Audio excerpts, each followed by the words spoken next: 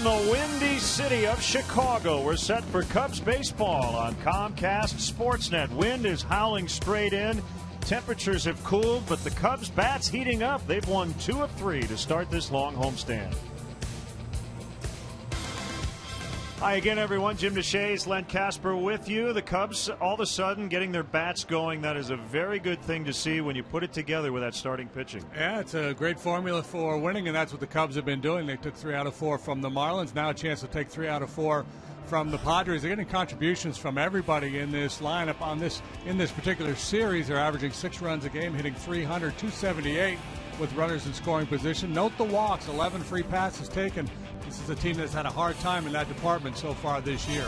Dale getting a little creative with his lineup. Cody Ransom's in there. He's going to bat second. Dale wants to give him an extra at bat if he can against the starter today, Eric Stultz. Starlin Castro in the 5 spot. So just Dale reserving the right to maybe mix things up occasionally. Yeah, why not? Shake it up a little bit. The Cubs have had their struggles against left-handed pitching this year. Lately, they have been better. But, yeah, I like the idea of moving guys around a little bit and just play with it. Travis Wood, the left-hander, will go for the Cubs. 5 starts. He has not allowed more than 2 earned runs in any of them. Yeah, Dale has to feel very comfortable when he hands him the ball. Last time out against the Marlins, he was a winner. Worked 6 innings, allowed just 3 hits and 2 runs. Eric Stultz, a former Dodger, a 5.67 ERA. He's allowed 5 runs in each of his last 2. Journeyman left-hander, he's been up and down over the years here at Wrigley Field. He's had very little success, 0-3 with a 7.24. I would argue he's had no success, as a matter of fact. The Cubs trying to get back to 500 here at home. They come in at 5-6 at Wrigley Field. Let's send it down to the field for our national anthem.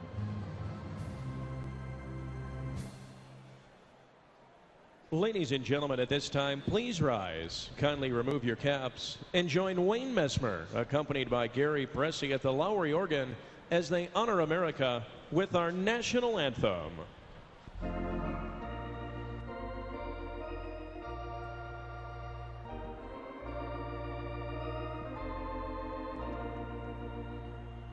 Oh, say, can you see by the dawn's early light what so proudly we hailed at the twilight's last gleaming, whose broad stripes and bright stars through the perilous fight o'er the ramparts we watched were so gallantly streaming, and the rocket's red glare, the bombs bursting in air, gave proof through the night that our flag was still there. Oh, say does that star-spangled banner yet wave o'er the land of the free and the home of the brave.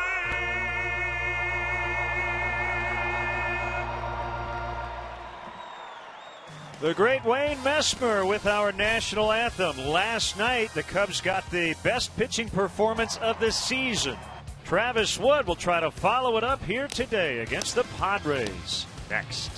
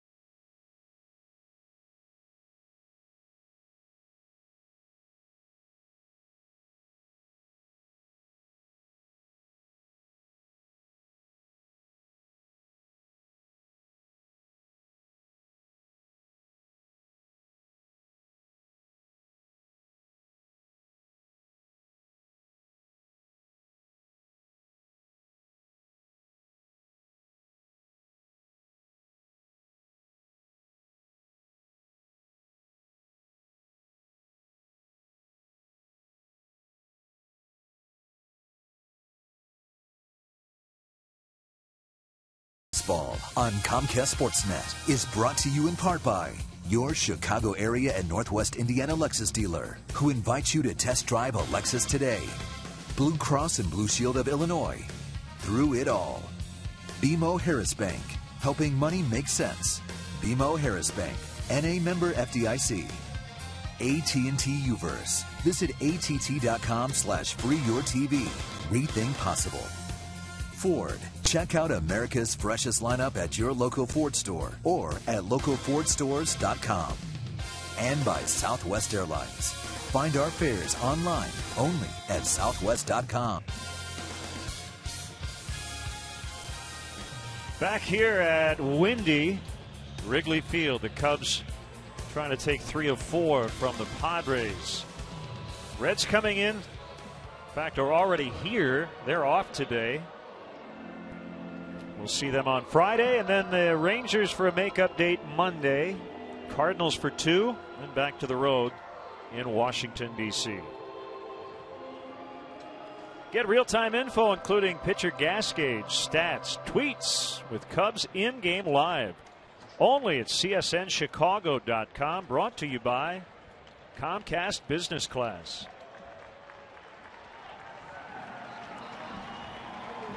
Here comes Travis Wood and the Cubs. And let's check in on Bud Black's Padres Southwest starting lineup. Denorfia will lead it off. That moves Cabrera down to the 2 spot. Chase Headley, excellent numbers against Wood in his career. Quentin, the cleanup man. Guzman at first, Blanks in right. Both right-handed hitters. The rookie Jerko with his first homer of his career last night. Nick Hundley, the catcher, and Stultz, the pitcher. Cubs set up this way this afternoon. Soriano had the night off last night. He's back in left. Sapelt center, Hairston right. Ransom Castro, third and short. Barney Rizzo, second and first. Castillo also had the night off last night, with the honor Navarro getting the start. He's behind the plate for our Lexus Pursuing Perfection starting pitcher, left-hander Travis Wood, and he's been really, really good through 5 starts. He's 2-1 with an ERA of 2.25. Note that left-handed batting average against 0.95, and because of that, Bud Black running out an all right-handed hitting lineup this afternoon. Dan Isonia working home plate. Joliet's Mark Carlson at first. Jerry Davis at second. Brian Knight is over at third. Well, Dale happy with the way his team has played here lately. They've won 5 of their last 7. Taking advantage of the schedule a little bit, and also getting healthy at home. And if you're going to start to sniff 500 here, these are the games you need to win. Yeah, this will be a good one to get today, heading into another tough stretch with the Reds, Singleton with the Rangers, with the Cardinals, then a trip to the nation's capital to take on the Nats. That's all coming after this series with the Padres. Well, the Reds they've had a hard time scoring runs lately, so maybe they'll be able to beat that club as well. First things first, going to beat the Pods here this afternoon. Former Red and athletic Chris Denorfia will start it. And the left-hander Wood with a first pitch cutter for a strike. Denorfia off to a good start.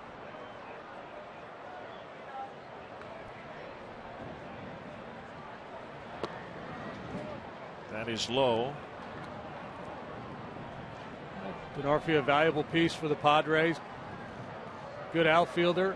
Hits for a high average, doesn't hit for a lot of power. He can steal a bag for you. Right back to Wood. He's able to knock it down with his glove hand. Picks it up and throws to first. Well, it was 81 degrees at game time 2 nights ago. Today it is 45 with a north wind at 19 miles an hour.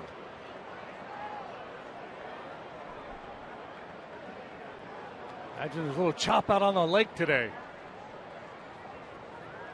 My phone did not say it was going to be 45 degrees today.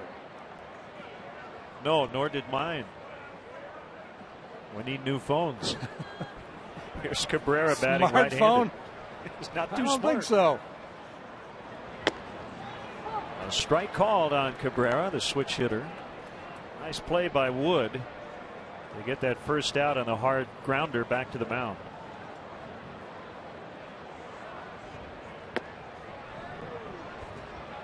I've heard Dan Iasonia say ball inside. 1-1.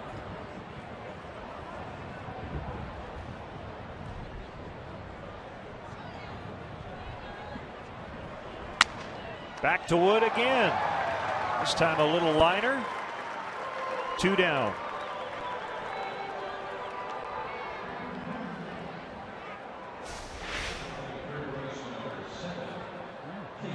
Fields the sharp comebacker, and this is sometimes can be a little bit of a tricky play because when you see it hit on a line back at you, you think it's hit harder than it is. That ball had absolutely nothing on it.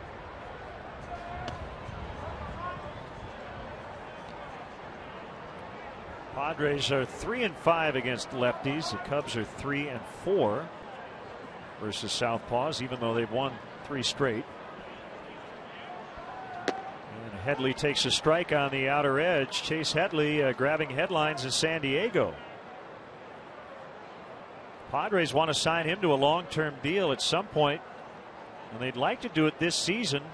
He has said he would rather not talk contract during the regular season. He's going to make a lot of money at some point. He'll be a free agent after next year. Nice job by Wood here in the opening inning.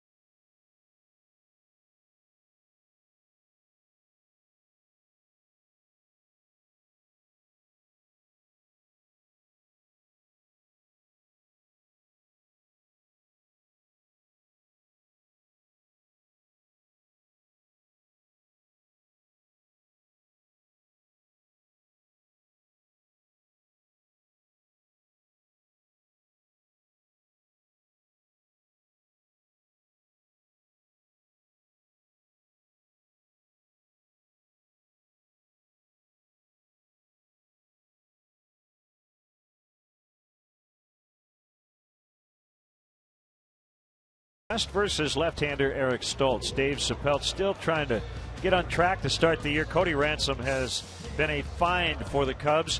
Rizzo, Soriano, Castro, Wellington Castillo, the catcher, hitting .312. Scott Hairston homered earlier in this series. Barney, the second baseman. Travis Wood, the pitcher. Now Buddy Black sets up his defense this way. Carlos Quentin's the left fielder. Denorfia in center. Big Kyle Blanks out in right field this afternoon. Headley, Cabrera, Jerko, and Guzman around the infield. Nick Hundley behind the dish. Alexa's starting pitcher is Eric Stoltz, journeyman left-hander. This year he's made 5 starts. He's 2-2 with a .567 ERA. Lifetime 18-15, parts of 6 major league seasons under his belt. The second Indiana native to start a ball game for the Padres in this series. Joining another lefty, Clayton Richard. Stoltz hails from Plymouth, Indiana. 1-0 the count on Dave Chappelle. Fly ball out into right center. This is not going to be a good fly ball day, as that wind is really going to push everything back from the wall toward the plate. Stoltz is a finesse type pitcher. He's below average in terms of his velocity, right around 87 miles an hour. And a slider, a curveball, and relies heavily on a changeup. We'll see a lot of that changeup today against this right-handed hitting lineup that Dale Swaim is sending out there. Only lefty in his lineup today is Anthony Rizzo.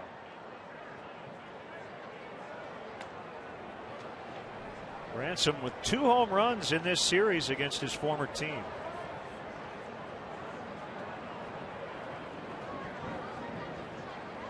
Stoltz, a Dodger, Rocky, White Sox, and now a Padre. There's that good let up. So the approach that the Cubs took last night would really serve them well again here this afternoon. Last night they did such a good job staying through the middle of the diamond, willing to hit the ball the other way, and the guy's got that good changeup. Make sure you stay back.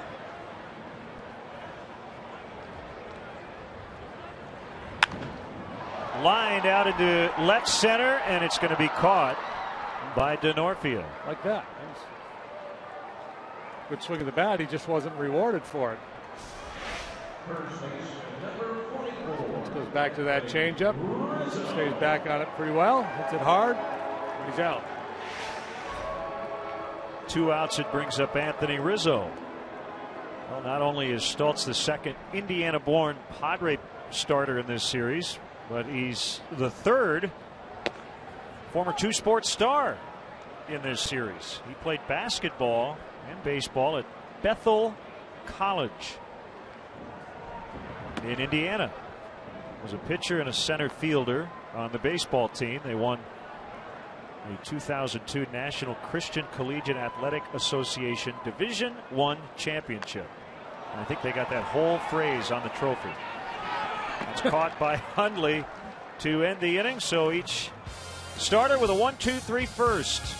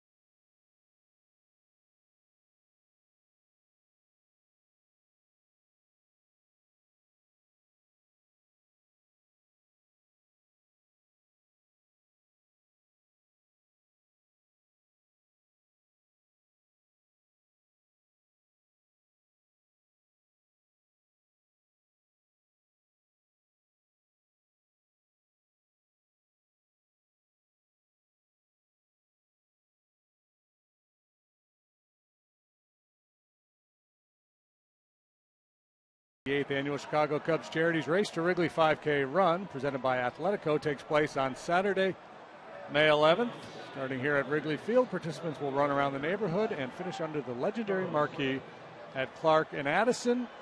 If you raise $1,000 or more, you get to run a post-race victory lap around the warning track.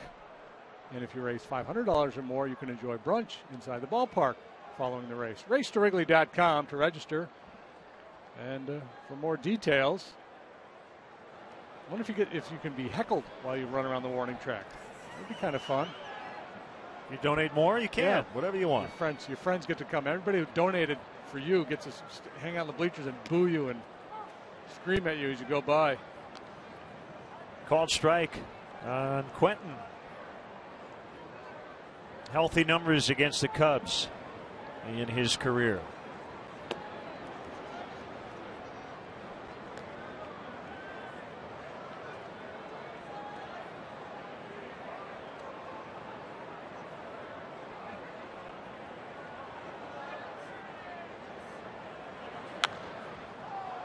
Fouled back.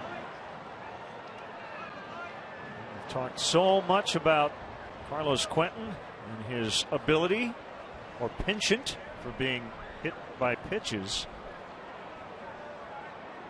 I haven't seen it, but did you see A.J. Przinsky got drilled? I did see that last night by his former team, Addison Reed. And A.J. said he was mad. He was mad that he got hit. According to the Chicago Tribune, Mark Gonzalez story today, AJ quoted, read through it up and in and shoulder high. It's fine if you're going to pitch me in, but don't go up and in shoulder high. It's usually what most hitters say. Robin Ventura said the White Sox were not trying to hit AJ on purpose. Yeah, what was the game situation? It was late. 2 outs, nobody on in the bottom of the ninth, and the White Sox were leading. They won the game 5-2. Tap back to Wood. He's been involved in 3 of the 4 plays already.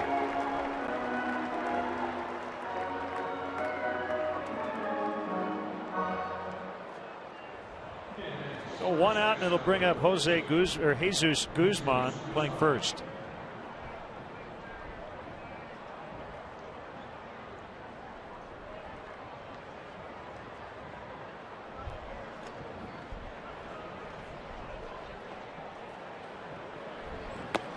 Yonder Alonso is the regular first baseman, a left-handed hitter. He gets a seat today with Travis Wood on the mound. Guzman hitting .333 against Southpaw so far this year, 7 out of 21.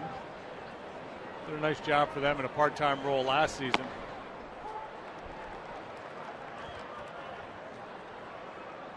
Yeah, just to follow up, so AJ gets hit by a pitch. Ian Kinsler singles into center. That put the tying run at the plate in the bottom of the ninth before Elvis Andrus struck out to end it. So that's why I asked you the game situation. Yeah. With Reed in there, tight game, safe situation.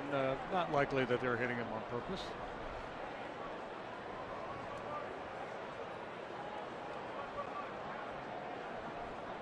I think from AJ's perspective, it was his first at bat against the White Sox. Yeah, I can understand why he would think that. Good play by Ransom. That could have been a disaster if it had gotten past the bag fair. That's a double easily, but he realized he wasn't going to get him if he fields it, so let it go foul. Yeah, and this is a good teaching moment for Castro too, because on a play like this it probably would make sense for Starlin to run on over there and back up just in case this ball's fair.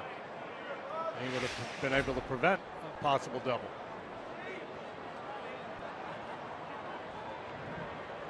It's not a play as a shortstop you anticipate. The third baseman's just going to run by it and let it go.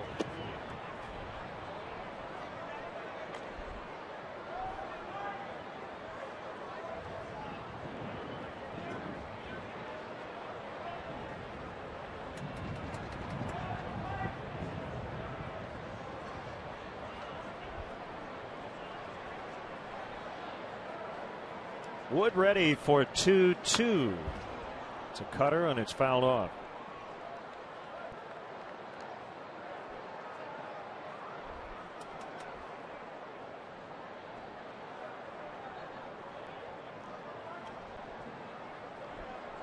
Well, beats being in school, right? Sun is out. It is cold. Wind blowing straight in. That'll get foul. Still 2-2.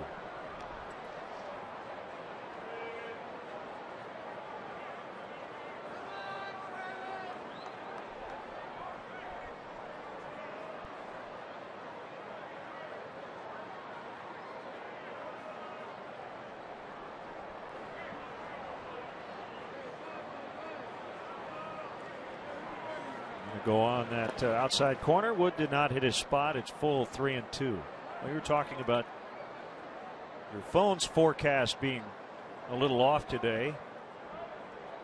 You're coming to Wrigley Field, especially in the spring. The wind direction is as important, if not more so, than the air temperature.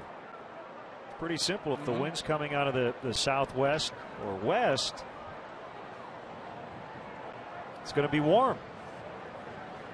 Northeast and east and north, probably going to be pretty cold. And so we'll get Guzman.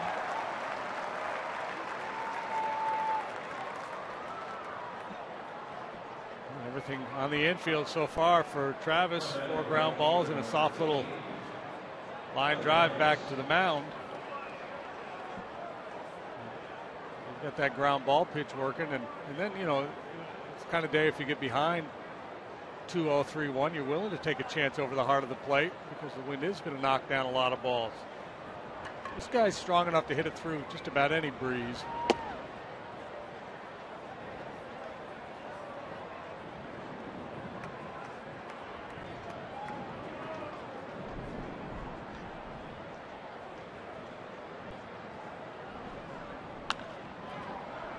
Fouled off 1-1 on Kyle Blanks.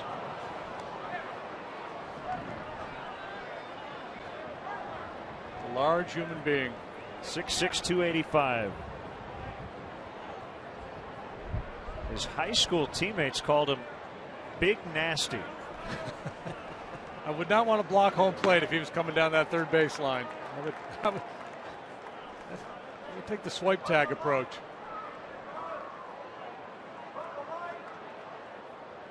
Played high school basketball. Averaged 12 rebounds a game. In New Mexico. Moriarty High in Edgewood, about 20 miles east of Albuquerque.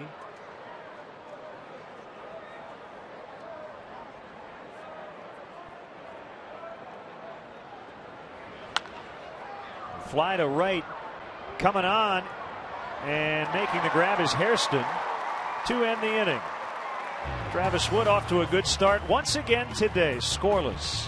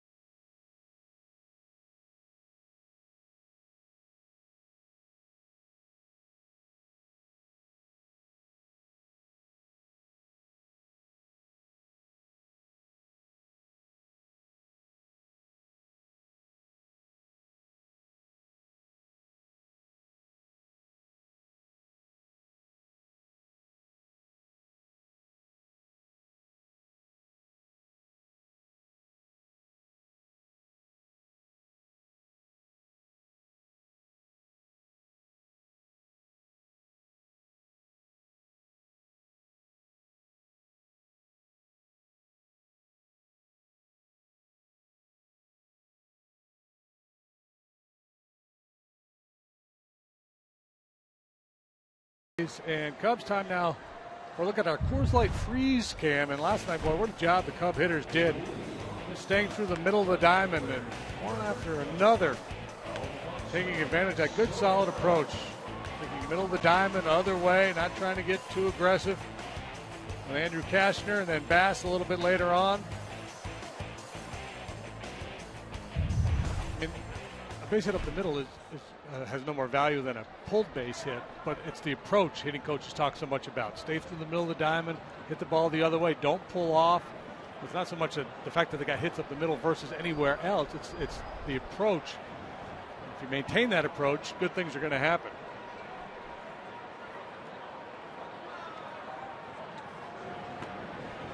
Called strike on Soriano. OPS of 952 for Alfonso against lefties, under 500 versus righties. Those things will start to even out, or maybe not.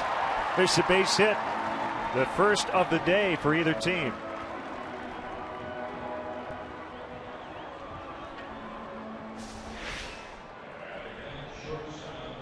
Oh, he likes it down. Yeah, it kind of right in his sweet spot. A little fastball with cutting action at 86 miles an hour.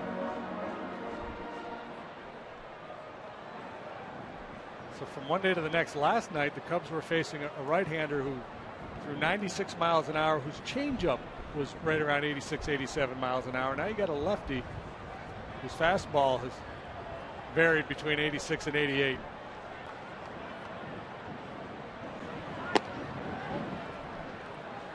Castro's splits are, well, just about the opposite of Soriano's here early on. OPS of .833 against righties, but .464 against lefties. That's surprising that he hasn't hit lefties yet. It's only been a month. 1-1.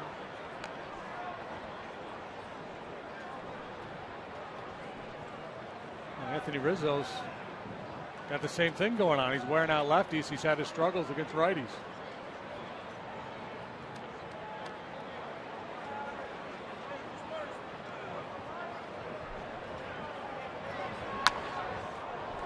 Line foul to make it 1-2. So Castro has been really good at home. Second straight day in that 5 spot. But as Dale said before the game, he's our number 2 hitter. Is Dale reserving the right to be creative with his lineup occasionally?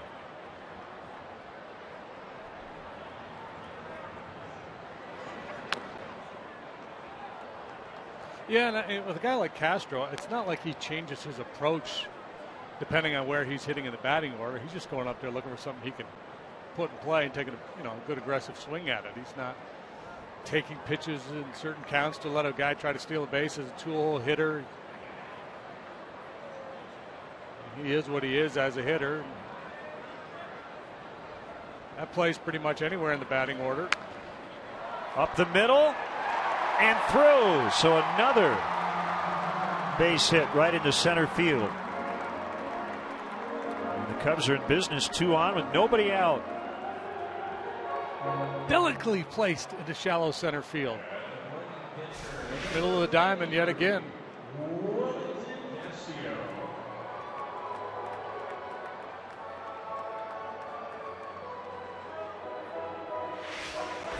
So 2 on, nobody out, and it's Wellington Castillo. Trying to do some damage here. And again, with the wind blowing in, it's going to take, 2, 3, 4 hits to get a run today.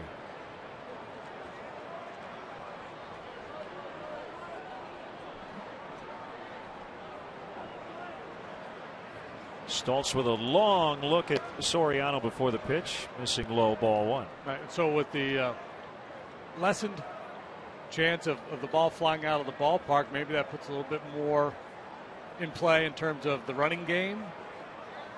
Thinking more along the lines of manufacturing runs as opposed to waiting for the big fly. Tough to run on. Both these left-handers are tough to run on if you're thinking about a straight steal at second base. Cubs have run a lot early on. They had 21 steals, ranking 5th in the majors.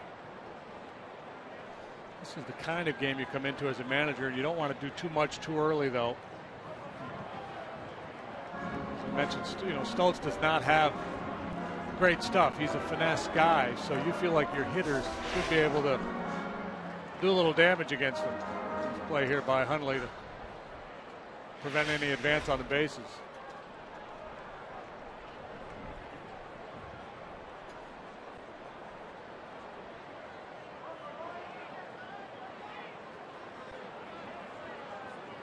He throws on a 2-1, tap back to the mound, and the play has to go to first. So it wasn't intentional, but it works like a sac bunt.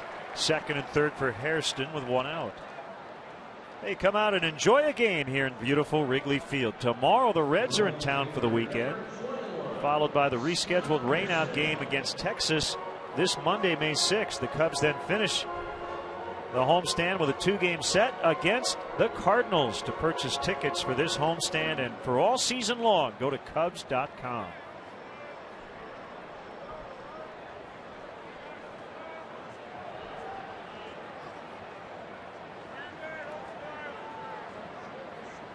Hairston homered in game 1 of the series. Line shot to left.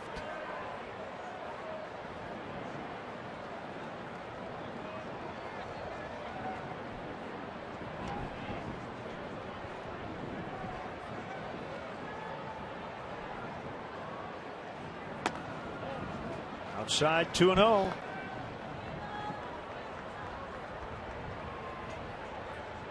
Hit that home run on, I believe it was a 3-1 count. Can't count on the cripple fastball from Stoltz, though.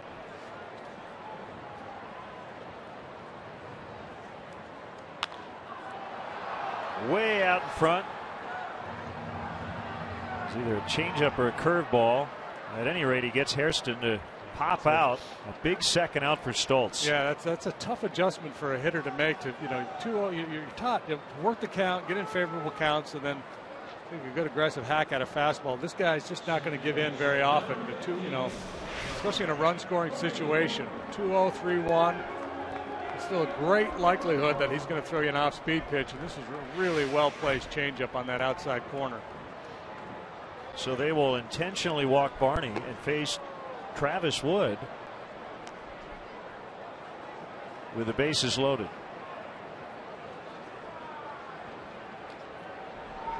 This is where there's value in having a pitcher who can handle the bat, and Travis Wood is a good hitting pitcher.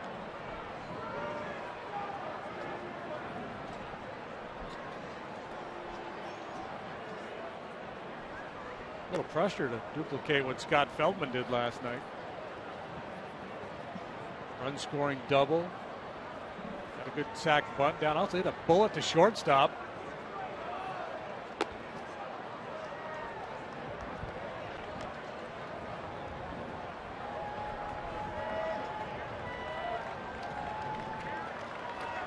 So 3 on for Wood.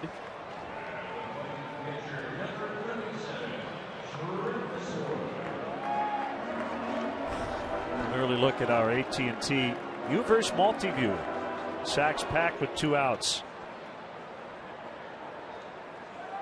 3 career homers for Wood. 1 in each of his first 3 big league seasons. Ball 1.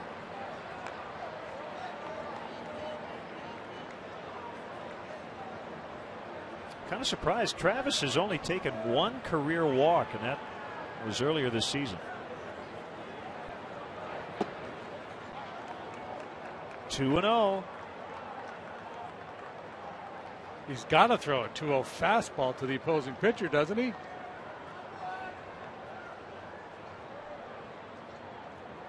He doesn't have to. Rules do not require it. Well, that's how he got Hairston out. There he goes. He might have had his man card revoked had he thrown a change up there on 2-0 to the opposing pitcher.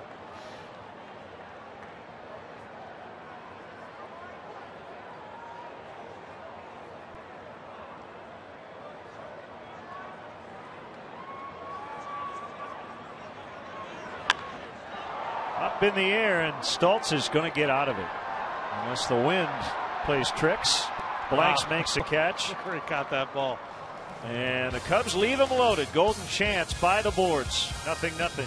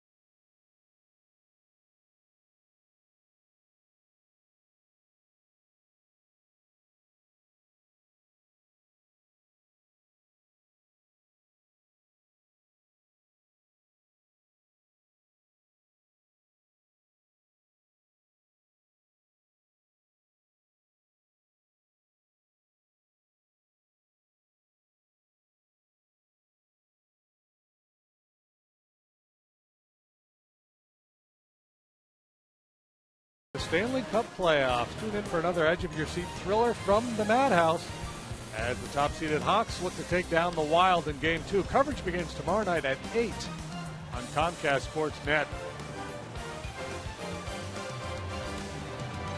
He shoots, he scores! You got it. I grew up in northern New York, as you know, and used to listen to or watch Hockey Night in Canada every Saturday night On CBC. CBC, and a lot of Canada will get the Maple Leafs, but where I grew up, we got Canadians. Danny Gallivan is the voice of the Canadians.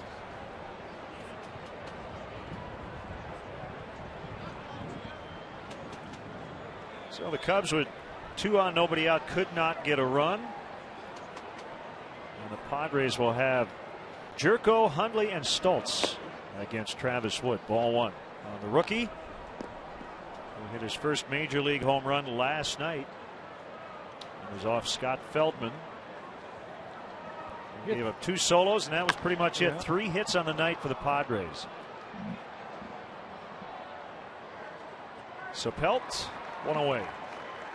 Well, a good job there by the Cubs outfield collectively. You know, that ball in the air, and it was clearly right toward Sapelt, but the way this wind is blowing, you never know. Both corner outfielders converge to provide support.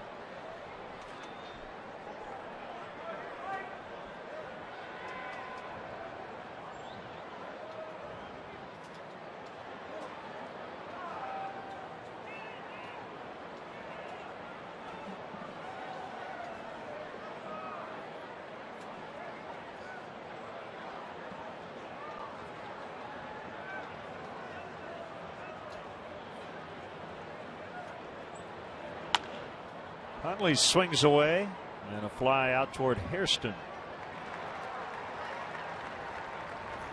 2 quick outs with a pitcher coming up. One other game going on at the moment. Scoreless in Kansas City, Rays and Royals. Roberto Hernandez and Irvin Santana. Irvin Magic Santana. Bundle up, folks. And Roberto Hernandez is the former Fausto Carmona. How's he doing anyway? Halfway decent so far? His record is 1-4 with a 5.28. So not so good so far. Going in today. Not so good.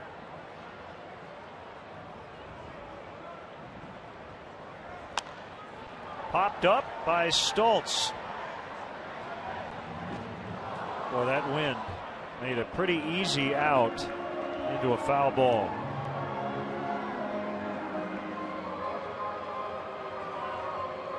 It's the yin and the yang, right? I mean, the wind helps a guy like Travis Wood today in that it's going to make some fly balls into outs. It might go out of the yard, but it's also going to give a hitter another chance occasionally.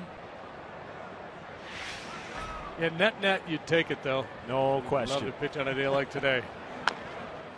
Roll over, bouncer foul.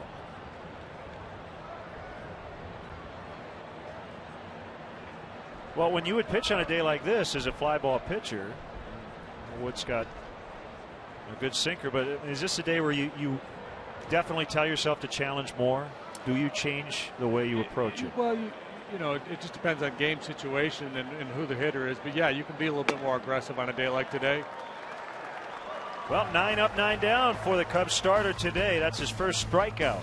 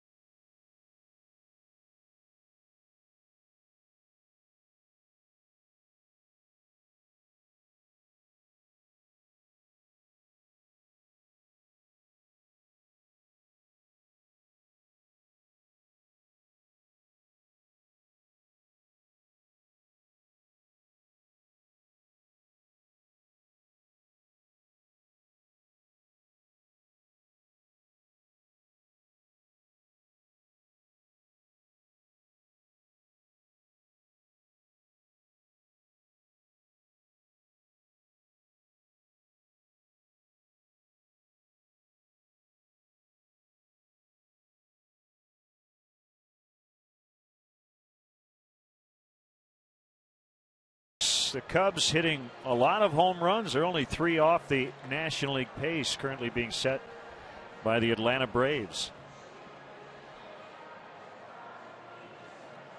That's how they've scored a lot of their runs so far. They've scored 18 runs so far in this series. Overall, the hitting has come around. Last 10 days or so.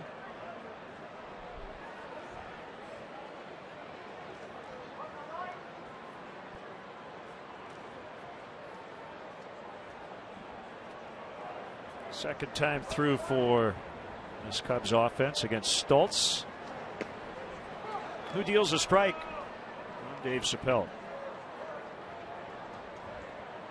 I give Dale a lot of credit. Early on, Chappelle and Hairston in particular, this right-handed lineup against left-handed starters was not good. And as Dale pointed out, a lot of it had to do with the guys the Cubs faced. Wandy Rodriguez, Mike Minor, Tony Cingrani, guys with really good stuff. Or veteran guys who have been around for a while. But you're starting to see this lineup now produce. Well, and you don't face as many left-handers, so the chance to get into a rhythm and get the at-bats you need to kind of get a little something going on at the plate. You got to stick with it. Some of those games were in really cold weather. We talked about the quality of the left-handers they'd faced. Madison Bumgarner, another one. I mean, all those guys we're talking about are doing really good things on the mound, not just against the Cubs, but against everybody in the league.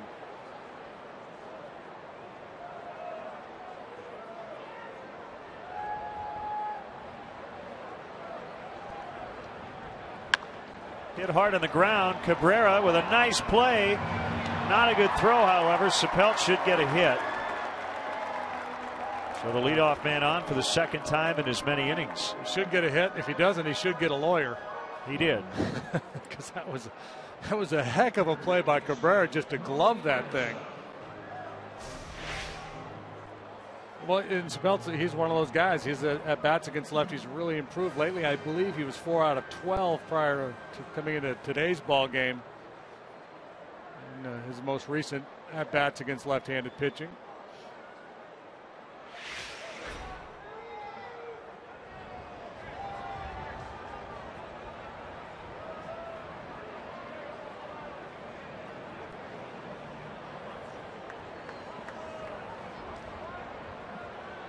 Ransom hit it hard, 4 and out. He lined to center in the opening inning. Nobody's tried to steal with Eric Stoltz on the mound so far this year. Nick Hundley, the catcher, has thrown out 19%. 17 successful. He's caught 4. In his career, he's been significantly better than that. Career, he's thrown out 28%, which right around league average. Stoltz, a bit of a journeyman. 15th round pick of the Dodgers back in '02. From several different organizations. Pitched in Japan in 2010. A 1-1 is bounced foul. Last year, 14 starts after he was acquired from the White Sox. He was really good at a sub-3 ERA. Padres went 10-4 in those outings. Yeah, probably the best stretch of his major league career as you look at the overall numbers. 44 starts. He's also made 22 relief appearances. 18-15, 4.29 ERA.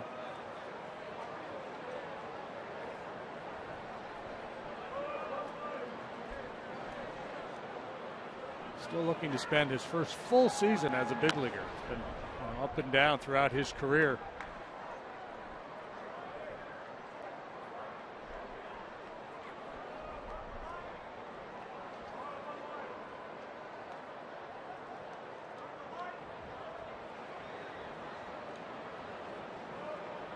Tough day if you wear contacts. If you're a hitter with contacts with that wind blowing.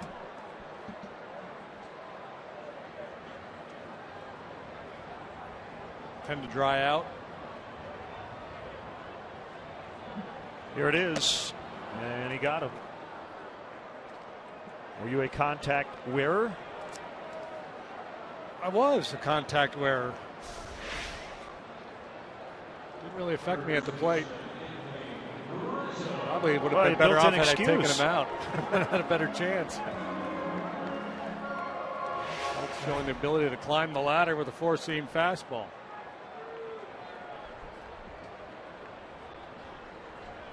Rizzo fouled out to the catcher. His first at bat.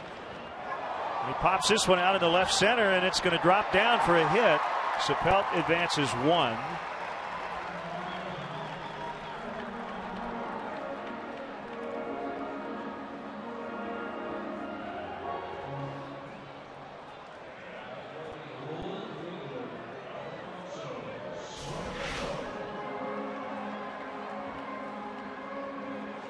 Bit of a hanging breaking ball, just a get over breaking pitch. It stayed on the inner half, and Rizzo just basically fights it off.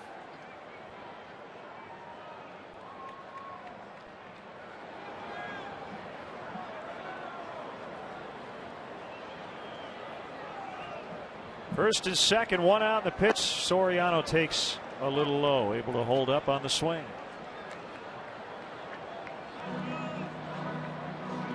Stoltz coming into the start with very good walk numbers. He had 5 starts through 27 innings, had only issued 4 free passes.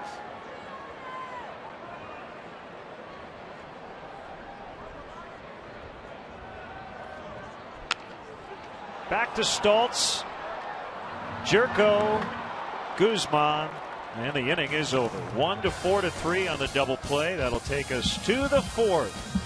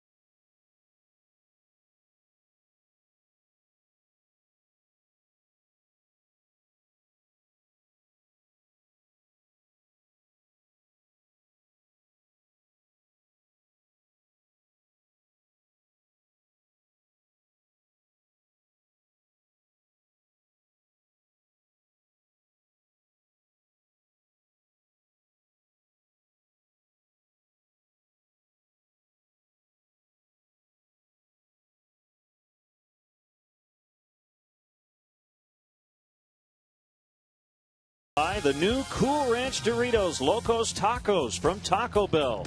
Liv Moss.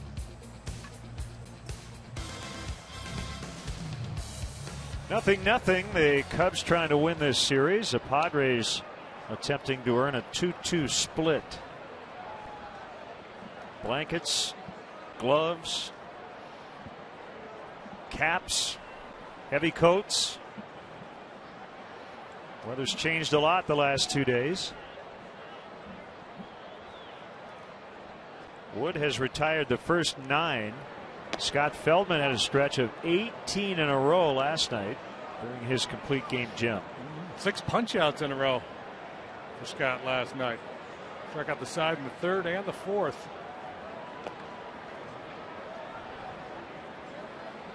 Chris Denorfia attended Choate Rosemary Hall in Connecticut. It's a prep school. That's where JFK went to school.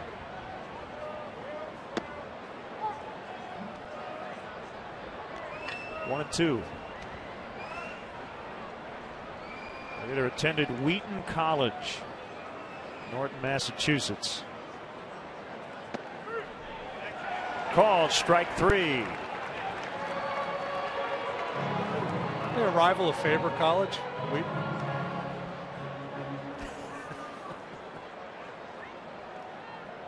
Hey, send us your comments on today's game through Twitter. You can join the fray here using hashtag Cubs Talk. We'll read one back later in the game, or AT&T tweet. These guys are insane down there in their shorts and T-shirts.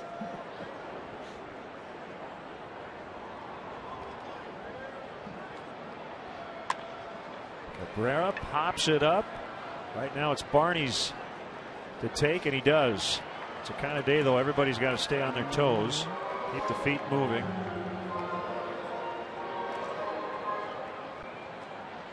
Yeah, it's kind of fun to watch when the ball's in the air and everybody converges. But look at these guys. These guys are just tough as nails. He's got some regrets.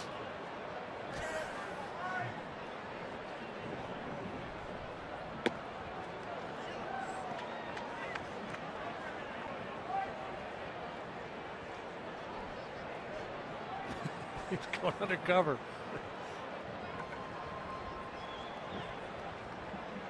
Oh, 1 to Headley. Just inside.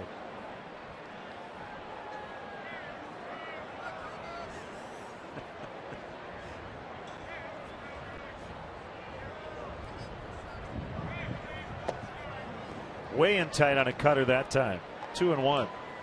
So back to the Chase Headley story. The executive chairman of the Padres, Ron Fowler, quoted earlier saying that he wants to make Headley the highest paid player in club history. And again, Headley would rather wait until the offseason to negotiate. He grounds out to Castro, and Travis Wood has not allowed a base runner through 4. Cubs will bat again. 0-0.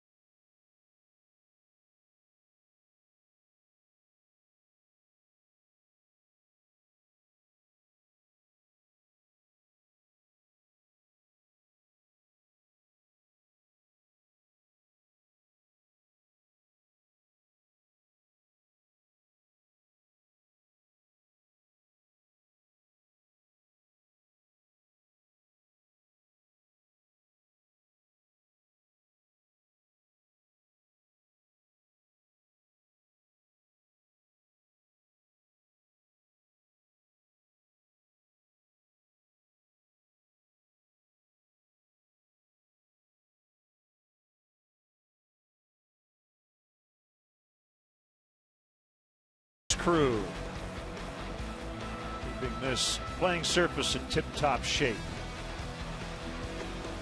Are you looking for a way to make your business stand out from the competition? Host your best customers and guests in a private suite here at Wrigley Field. The Nuveen Investment Suites can accommodate anywhere from 15 to 55 guests and include food, all-you-can-drink beverages, and parking. To book your premier experience at the ballpark, visit Cubs.com/suites. Or call that number, 773-404-4200.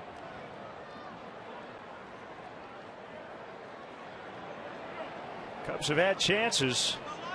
4 hits over the last 2 innings. Stoltz has kept them off the board. Castro bounces. Cabrera will get him as the throw's dug out by Guzman. I talked last inning, or last time Stoltz was out there in the bottom of the 3rd, about his good control, having walked just 4 guys so far this year in his 5 starts. But I think if you were to go back and look at his games on tape, you would see very few pitches in the strike zone. He's the kind of guy who's going to maybe try to throw you strike 1 and then work off the plate And because he doesn't throw real hard and his stuff doesn't intimidate hitters, they want to go up there and swing. So that's his MO. He's going to try to tease you and get you to swing the bat out. His pitch is just off the edges, either up, down, or soft away.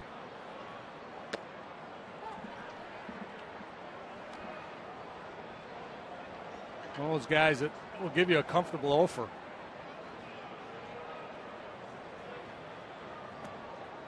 All right, my resourceful partner, Jim DeShays, hold your hands up. You got that ski cap, that winter cap. Yeah, I've got a little heater over here. I'm kind of pumping capturing the hot into air, it, and then I throw my hands in there, and it's good for at least 3 seconds of relief. I'm dumb enough to keep doing it over and over again.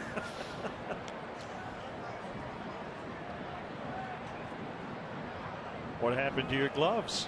Well, they're back in the hotel room. Of course.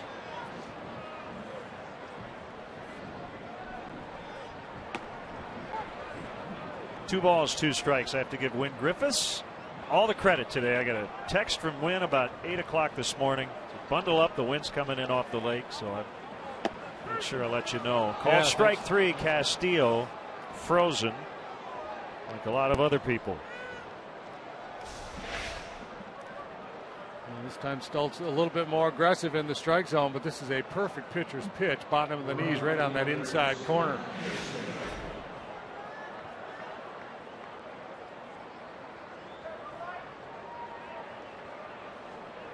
Well, they just got the heavy AC on today. That's it. Nothing wrong with that.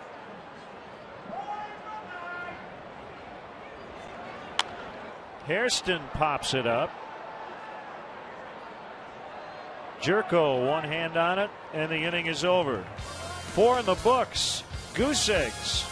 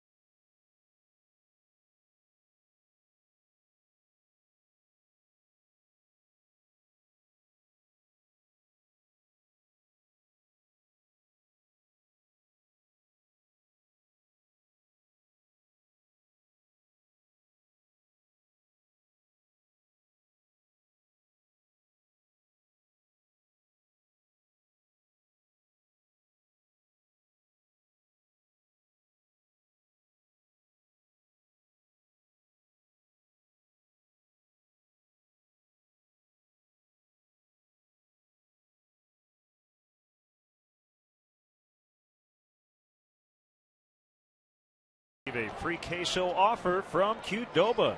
Just text queso Cubs to 50500 to opt in to the Qdoba Mobile Club.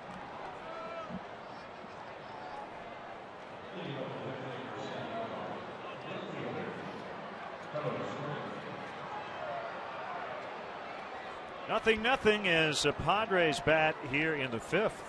Quentin, Guzman, and Blanks.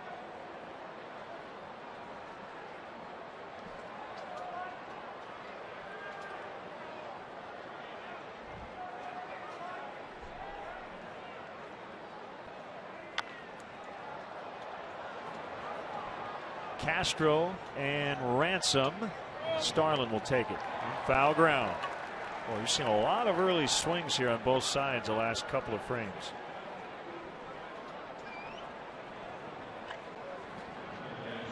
You see that with right-handed hitters off. Travis, the cut fastball. Out of his hand, it looks pretty hittable, and they take an aggressive swing, and just a little late movement in towards the hands off the barrel. It gets a lot of weak contact with that pitch.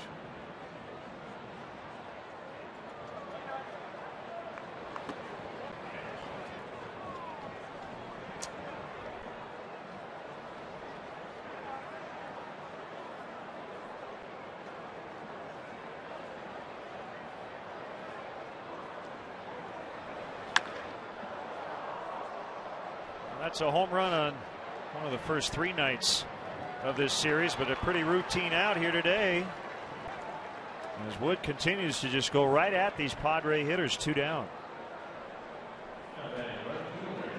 And you talked last inning about how do you pitch on a day like today? Are you more aggressive? And I think a lot of it too is mindset. When you know that the elements are in your favor and not working against you, you go out there with a little extra confidence and a willingness to attack hitters.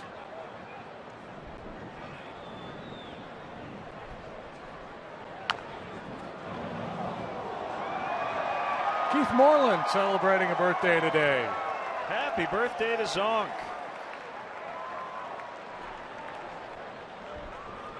May 2nd, 1954. He came into this world. 0-2 to blanks. Lifetime 280 hitter with 121 home runs.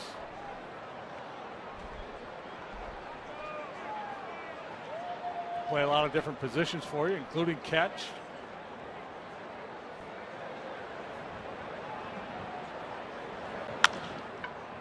And a base hit. So the Padres with their first hit. And it comes 15 batters into the game. I guess we'll call that the Moreland jinx. Wish Zonk a happy birthday. Boom, there goes the perfect game.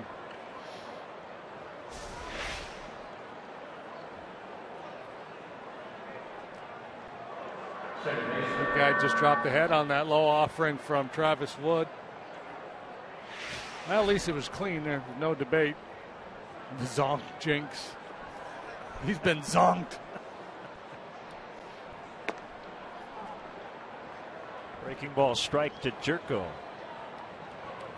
I was looking at Baseball Almanac on Zonk, and according to this, they said his nickname was the Antelope. I'd never heard that before. We'll have to ask him about it. Sharply hit grounder to Ransom. He will throw to Barney. And that'll end the inning. The Paws get their first hit, but still no runs.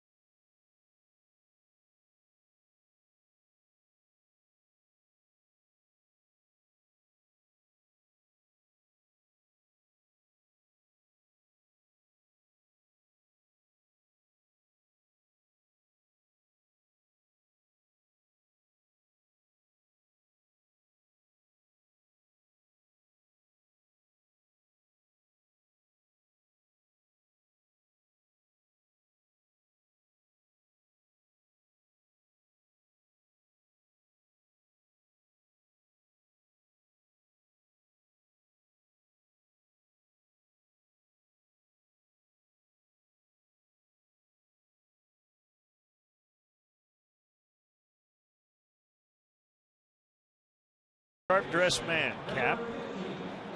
And I got the answer to the Baseball Almanac question about Keith Moreland, the nickname Antelope. Keith said, that was never my nickname.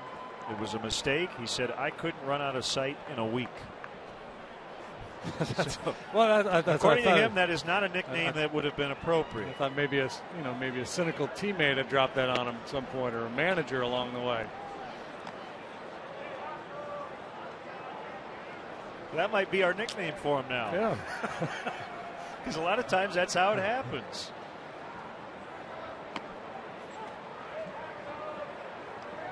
1-1 on Darwin Barney. We're in the bottom of the 5th. Cubs have had the best chance to score. First and second, no outs in the second.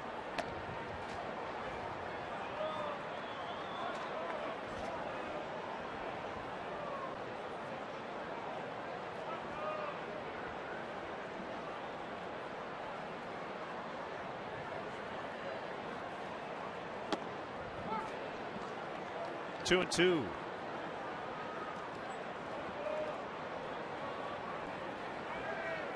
Well, there's something to be said for throwing under a player's bat speed. Stoltz has been doing that here today.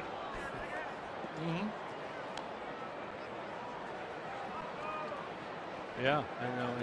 He uses his fastball as his change of pace, essentially. Slow curveballs, change ups.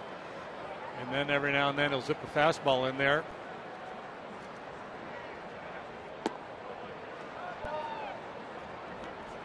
He's filled it up at 3-2. Travis Wood on deck. Yeah, so these become the critical counts. Don't change your approach. Make sure you get a strike. Good job. Fastball outside and a leadoff walk. Boy, Barney has taken a lot of walks here lately. It's good to see. The 5th one in this series. Well, he saw that pitch well. I'm guessing he was respecting that changeup away. In fact, that he might try to do a little turnover piece down and away on him. He was kind of looking out there. When you're looking out, it's easier to lay off that pitch. It's off the outside edge. Actually, a 6th walk if you include the intentional one back in the second. Ball 1 to Wood.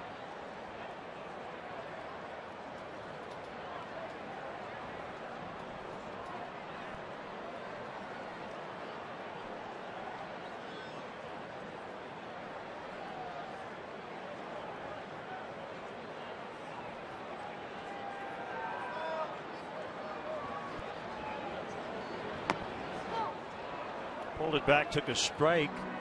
Got a nice note from Bob Brenly. Poolside watching us today.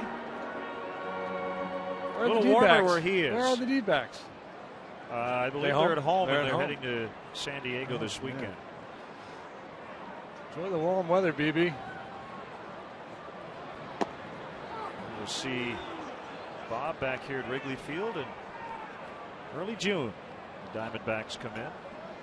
Arizona just got swept by the Giants, but just 2 games behind the Rockies in the West.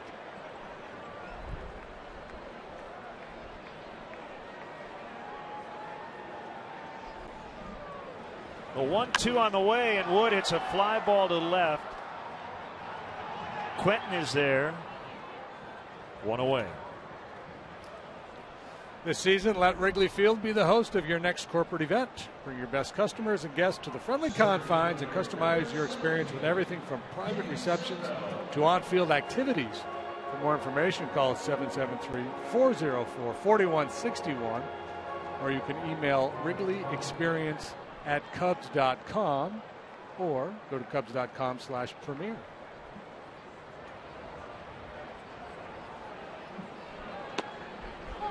There's a strike on Sapelt.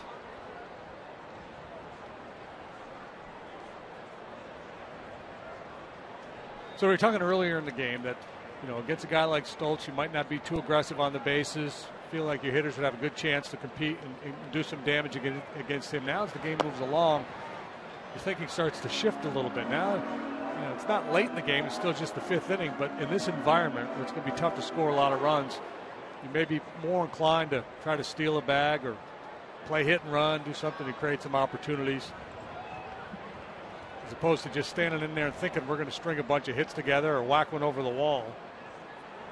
And Barney takes off and a ground ball to short. Cabrera got Sapelt by half a step. Runner at second, 2 outs.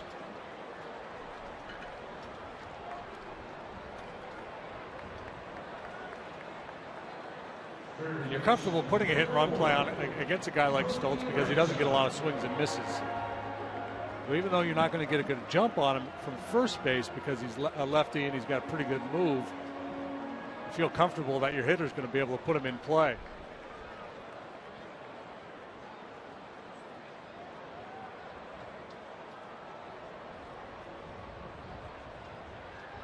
Yeah, it is the kind of day where you just don't want to sit around and wait for something to happen.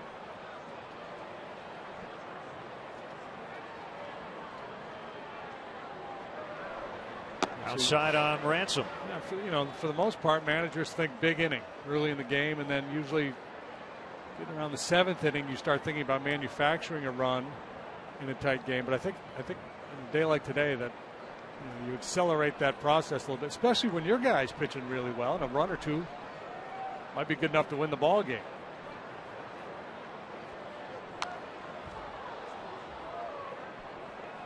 Former Cub and our good friend Dan Plesac checking in on Twitter, watching us from MLB Network studios.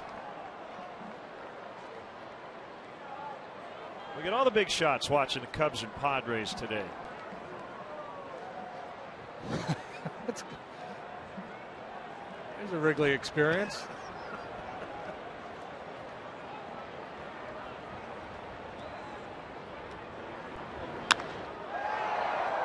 Shot foul. Not a lot of at-bats, but Cody Ransom against lefties since joining the Cubs has put up very impressive numbers.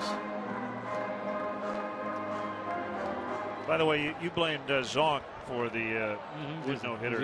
Is he taking credit for that? The perfect game. No, I'm getting crushed on Twitter because I said after 4 Wood hadn't allowed a base run. So my fault. Doesn't apply. It's dugout only. 1-2. Got him on a change, and the inning is over. Leadoff walk, no runs.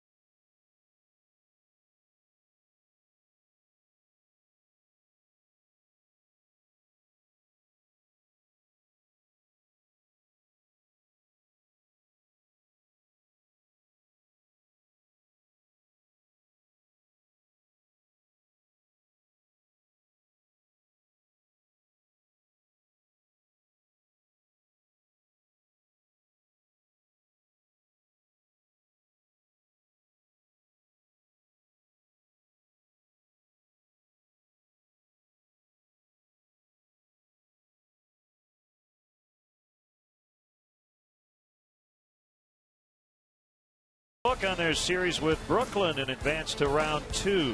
Tune in as the playoffs return to the Madhouse for Game 6. Neil and Stacy will have Bulls and Nets. Game 6 tonight at 6:30 on Comcast Sportsnet. Still 0-0.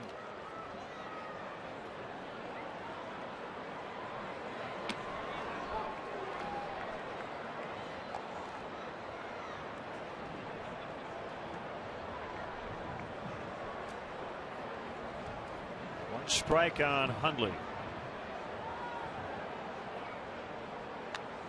Foul back.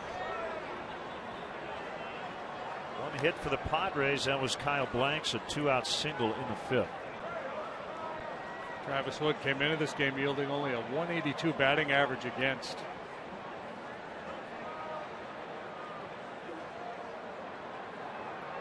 Cubs got a complete game last night, and Wood very efficient here today as Hundley fans.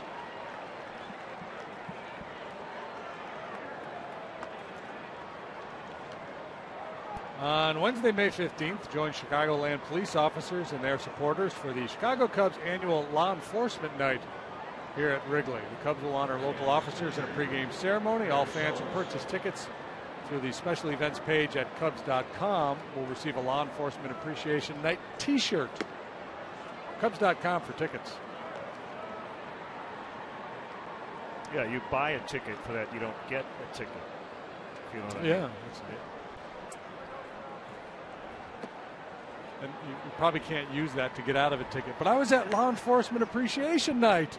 Don't you remember me? I had a Cub shirt on, fourth row. Come on, man.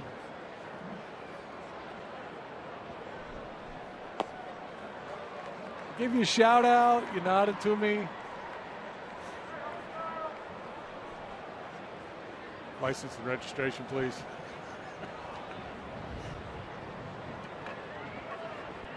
Here's a 1-2. Feathered into center. Little soft liner for a base hit. Well, Stoltz, as you mentioned, a two-sport athlete in college. Played a little hoop along with baseball. Was a center fielder as well as a pitcher. Both these guys capable of helping themselves.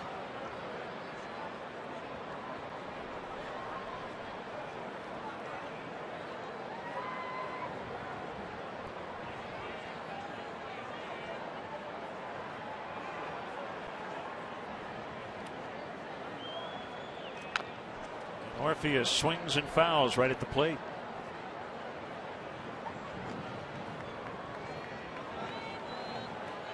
A lot of ground balls early in this game from Wood. Right-handed hitter up there. A lot of times if he's looking for a ground ball, he's going to throw that cutter, try to get in on the hands. Get a little weak ground ball to the left side.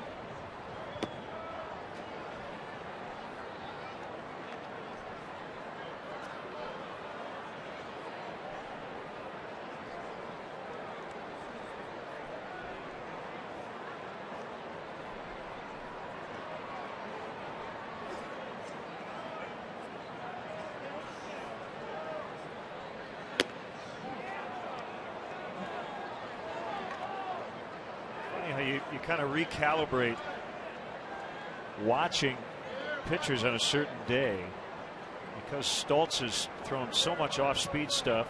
That 88-mile-an-hour fastball by Travis Wood just looked like 96. It's crisp, doesn't it? Yeah. Outside again, 3-1.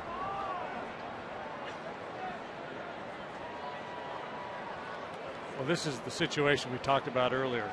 What do the elements allow you to do? Denorfia is not a power guy to begin with. You got a strong wind blowing in. You're willing to get a big chunk of the plate with this 3-1 offering.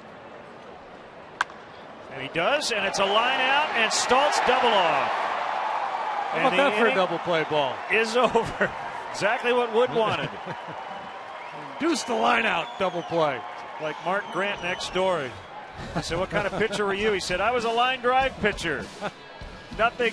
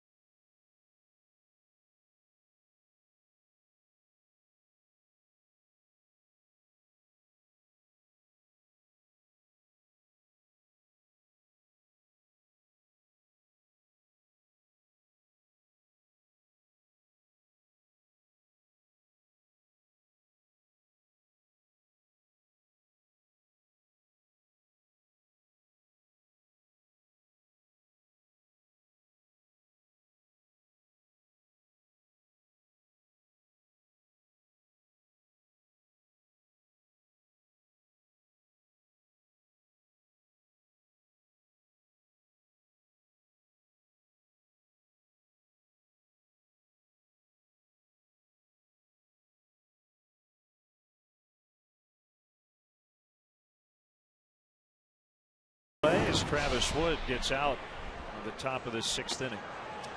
He's been really good today. Sometimes you need a little good luck as well, and he got it with that line out on the 3-1 offering to Norfia. And Stoltz getting a little loose off of first base, gets doubled off.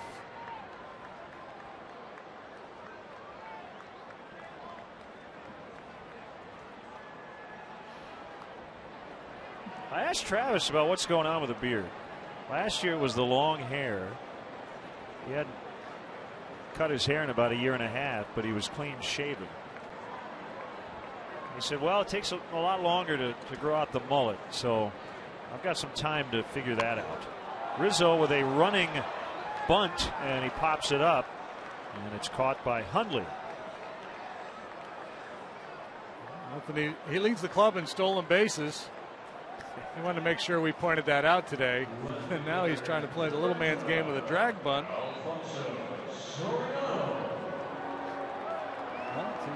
Well, obviously the wind's affecting his approach too. He knows the likelihood that he drives one through that wind into the seats not good, so he's trying to find a way to get on base. Ball 1 to Soriano.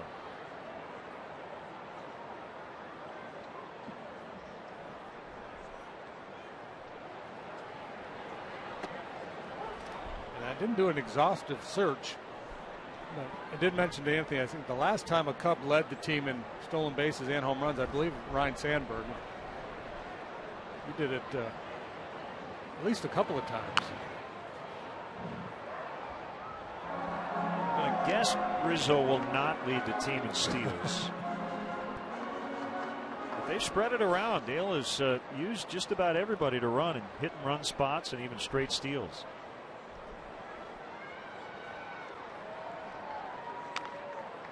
Rounded foul. How about Sammy? Did you ever find that Sammy did it? It wasn't a very exhaustive search, right? No, I didn't. Didn't grind away on it. We'll get to the bottom of it.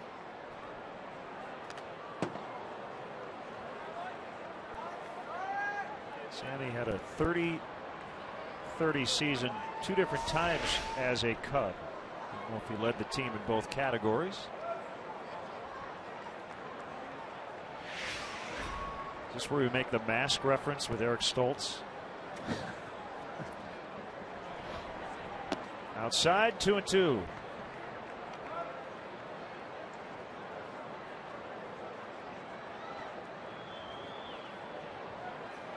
Spelling's different, isn't it? Yes, a little bit.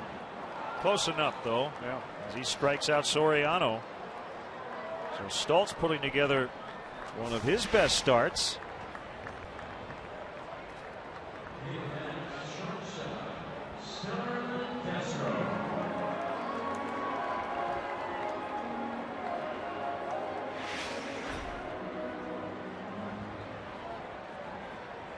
Chris Kamka looked it up. Our answer, Derek Lee in 2005 led the Cubs in homers and tied for the stolen base lead.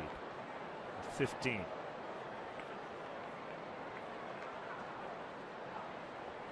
So maybe Rizzo can do it. He's a first baseman. Well, and that would follow with the note we had on the road trip comparing Anthony Rizzo to this point in his career with Derek Lee early in his career. The numbers were remarkably similar in terms of batting average on base and slugging.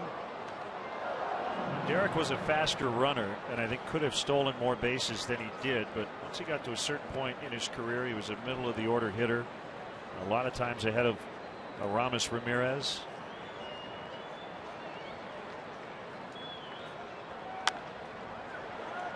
Really limited his running game, but he stole 21 bases in 03.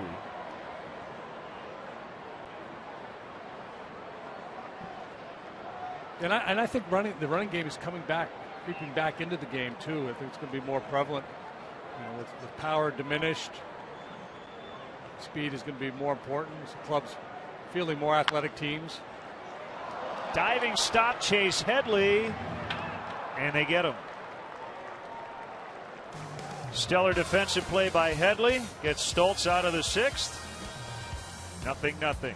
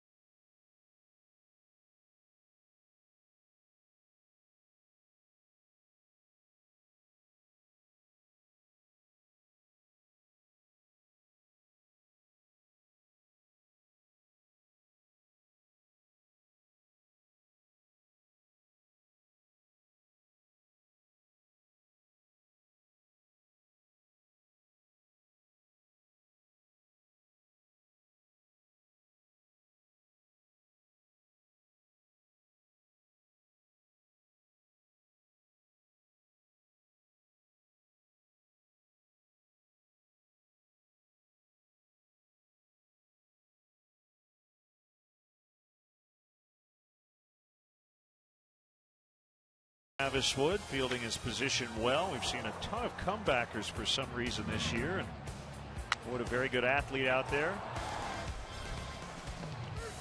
Very good athlete and a really good pitcher, especially this year. Man, he's been locked in. Well, lefty day at the ballpark. Steve Trout's with us. Always a pleasure. How are you? Well, I'm great. Thank you. It's good to be here. And it just reminds me of that 84 game in October, the playoff game against San Diego. And I was on the mound, and I see lefties here. And it looks like they're playing a game of pepper with these guys. A lot of balls are back to the pitcher today. Now, Wood and Stoltz have combined to allow 6 hits through 6 innings. Steve, a 13-game winner in 1984 for the Cubs. Beat the Padres 4-2 here at Wrigley. We were talking a little earlier about Rizzo's bunt attempt. That was something you don't see him do very often. I know he tried to drag it down the first base side, but that was interesting. He's trying to find a way to get on base today. That's right. With that wind blowing in like that, he got a base hit to left field earlier. But again, it's sort of that with a lefty, you got to stay in a little bit longer. Just kind of fight it off. Yeah, yeah. 2 strikes on Cabrera.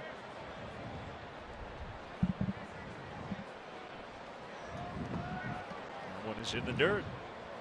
So what's new these days, Mr. Trout? Well, I just got back from the Philippines. I did some baseball work there and saw some good quality baseball players, and I think they have a chance of someday producing a major league player from the Philippines. Wow. So I'm doing my own baseball international work, not with MLB, but just how I like to travel. Castro spins and gets Cabrera. Boy, how pretty was that? I'm seeing more and more of that out of him for some reason. It just seems like he's getting the balls that I'm. Yeah, he's such a good athlete. He's got tremendous range out there. He gets out of rhythm sometimes in some of the routine plays, but he makes some very athletic plays. And that arm doesn't hurt No. either. He gets that ball across the diamond pretty easily. So they're playing baseball in the Philippines. I had no idea. Yeah, well, yeah, and it's good baseball. I was watching the 14 through 18-year-olds and think they really have a super chance of producing a quality major leaguer someday. I was surprised by how good they were. Do they have any semblance of their own professional league? Is there anything for guys when they get out of school? Is anybody? Some of the private schools are producing good players, and it's more run through a league there. It's not so much as Little League baseball as it is more advanced sort of private baseball. Like kind of like select ball here. Yeah, what a catch! Rizzo ending up behind the tarp. I hope he's all right. Travis Wood coming over to check on him. What a play. Let's see that again. A little slow coming out of there. You got to love the effort, boy. This is pretty impressive. Oh, that's one of the finest plays I've seen. Oh, and thank goodness he didn't hit his coconut on that wall. And that's partly why it's such a great play. He knows that anything could happen here, and look, just keeps his concentration and focus. Yeah. Like, willing to give up the body, put himself in harm's way. Look at that gloves. Wow. Well, that makes you feel good if you're throwing the ball on the mound, too. A catch like that, that sort of motivates you a little bit to get this next guy out. No doubt. The first guy over to check on him was Travis Wood. All right, you ready to sing? Oh, yeah. All right, Steve Trout coming up. Assuming this ball will be caught. Oh, my! Put down the joystick, Grandpa. Take me out to the ball game. Former Cubs pitcher Steve Trout. Okay, Cub fans, let me hear ya.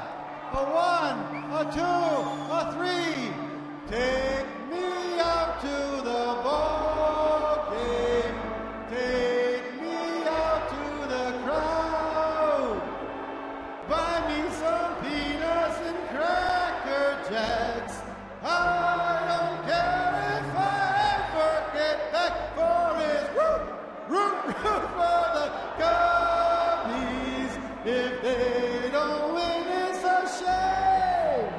For it's 1, 2, 3 strikes, you're out at the old ball game. Get some runs.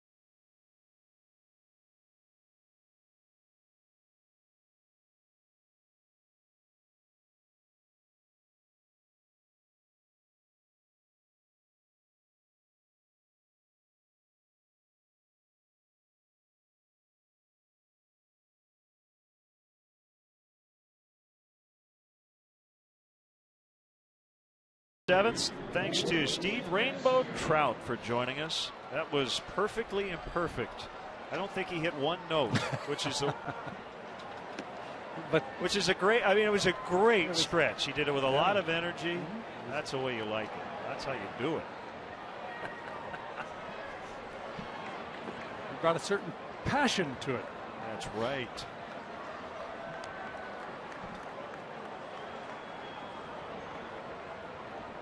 All that matters is that you sing it with a lot of gusto, which reminds me, there's somebody who has not sung the stretch yet sitting next to me. Yeah, but we got to get you in the mix here you soon. got to pay your dues. You know, I think you got to earn the right to sing the stretch. I think you got to be around a while. And Steve Trout, we won a playoff game for this organization. Well, we always enjoy catching up with Steve.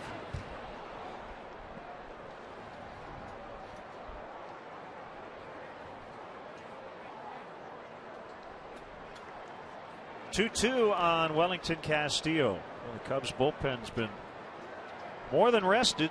Did not have to work last night. Travis Wood dealing today. Padre bullpen has been quiet as well, with Stoltz dealing. 3-2 on the leadoff man in this inning. Darwin Barney drew a walk, leading out the fifth on a 3-2 offering. Up the middle, and a base hit.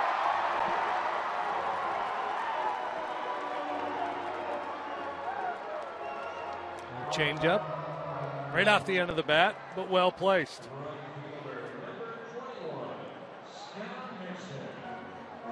They've certainly had the lion's share of the chances, the base runners in this game. Their time of possession is a lot better than the Padres. They haven't reached pay dirt.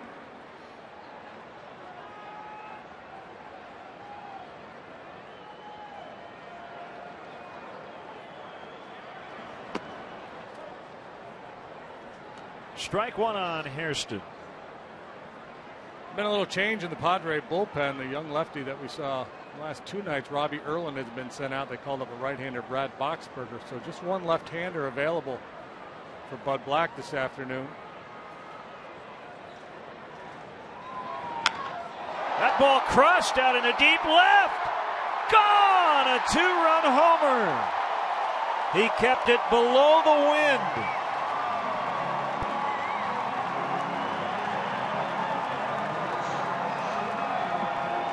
Number 3 of the year, number 2 on the homestand. Scott Hairston starting to pay dividends against these left-handed pitchers. He got to a very slow start, but he's been able to pick up the pace with some good swings here lately. It's our Ford home run replay. And this might be enough. We'll see if this 2-0 lead holds up. Breaking down that back leg. Good aggressive swing. Cubs 2, Padres nada.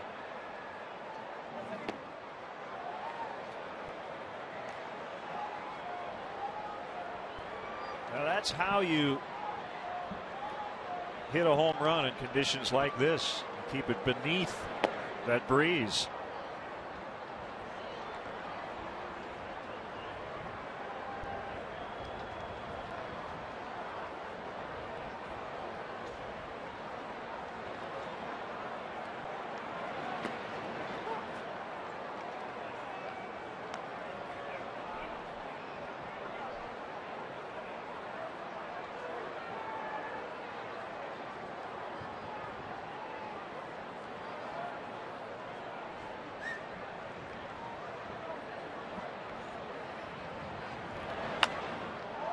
Foul pop. The wind will make this one a souvenir.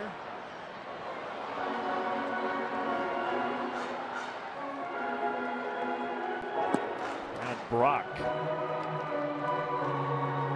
for the Padres.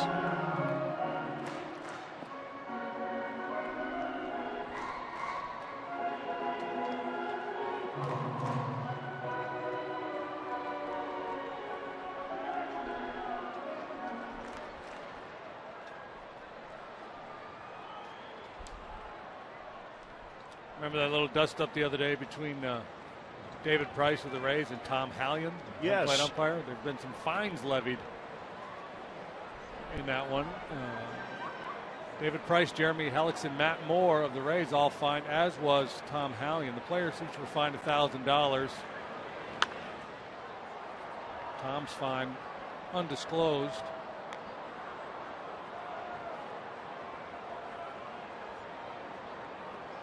So after an investigation, Hallion was fined for his actions on the field. The players were fined for ripping Hallion on Twitter. Bounce to Headley, and he will get Barney.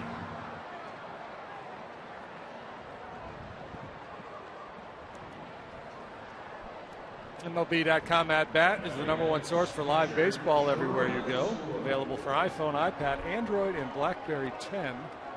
At Bat delivers Cubs baseball with live audio, pitch tracking, stats, news, highlights, and more. Text at Bat to 31826 or visit Cubs.com. That one rolled into left. Travis Wood on the board. He's 1 for 3. Yeah, I thought Twitter was free, but no, it's not always. No, let's see. Major League Baseball's social media policy prohibits players from displaying or transmitting content that questions the impartiality of or otherwise denigrates a Major League umpire. This is from a story on ESPN.com.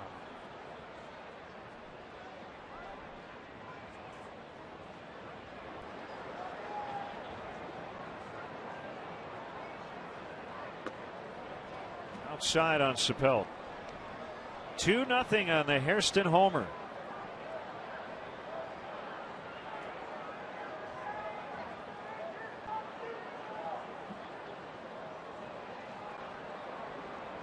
Came in at 0.97 on the season. Scott Hairston.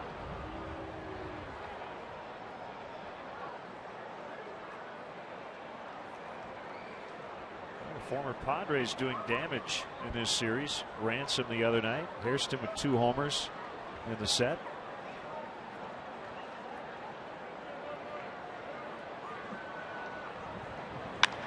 Dave Chappelle high and deep to center, and it's going to hold up there for Denorfia, who had to battle the sun, the wind conditions, but he makes a catch on the track. 2 outs. Yeah, great example of what you're talking about, though. Harrison's ball more on a line, able to get out of here, and Chappelle put a pretty good charge in that one, too. But once the wind got a hold of it, it just stood it up.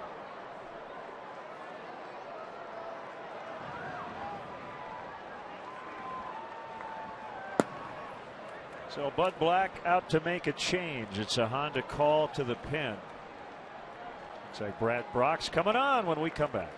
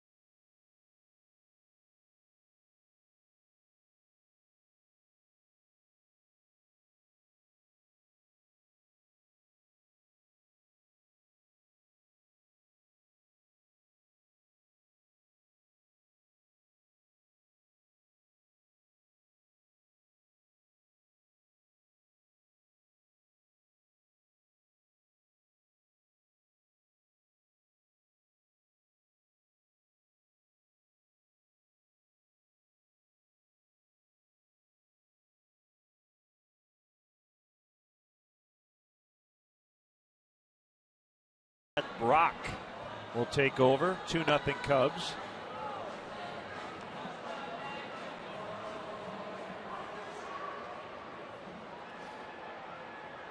Brock fastball, slider changeup. He's got that crossfire delivery. Really steps toward the third base side with his delivery. Seemed to make that bit of a challenge for a right-handed hitter to hang in there.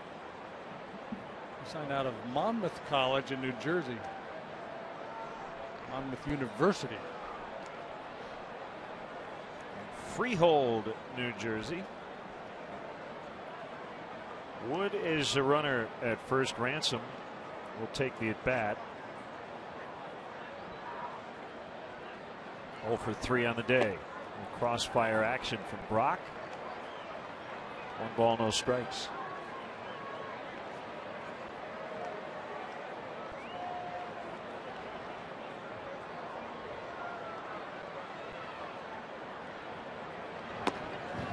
Front side, that's tough to hang in there. Looks like he's throwing it right at you the way he steps towards you.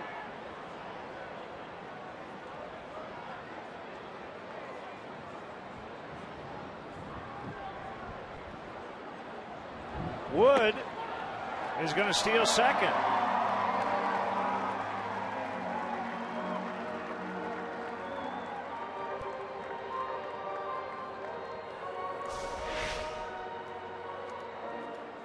These starting pitchers are setting the bar pretty high. The night Feldman had last night. Wood getting a bag. First one of his career.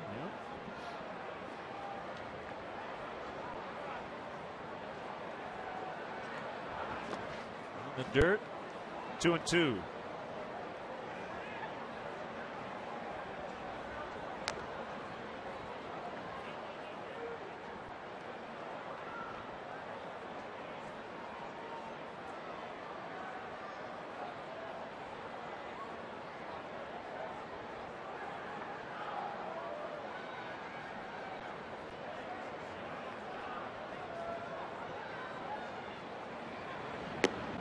Well, such a good athlete. Most pitchers, pitching a shutout through 7 innings, they're not out there trying to steal bases. They're trying to conserve their energy. He likes to play the whole game.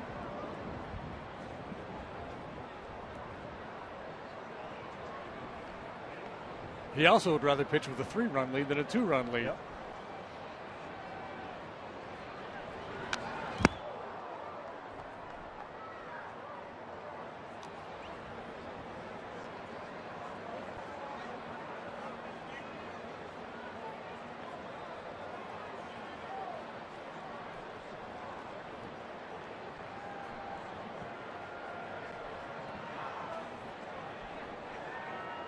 Full count on Ransom. Rizzo on deck.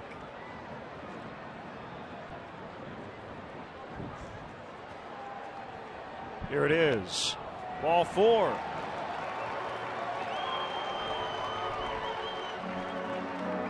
That'll be it for Brock. Yeah, Thatcher, the lefty, will be next.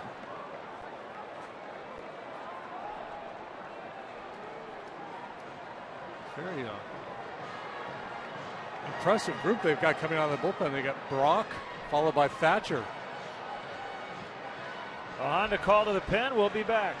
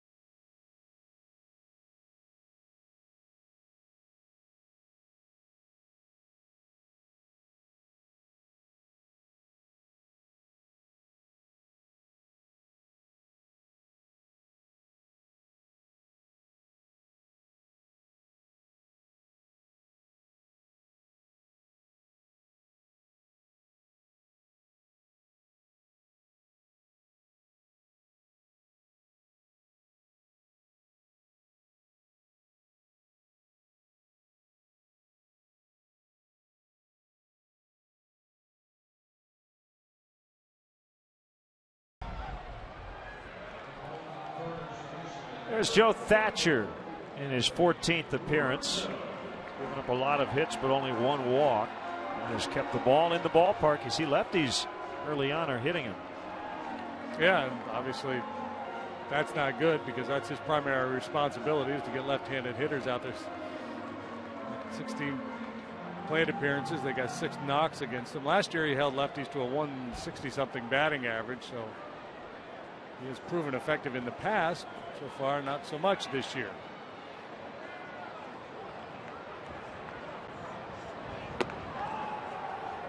It's kind of just the opposite of Brock from the left side with that sweeping action, crossfire delivery.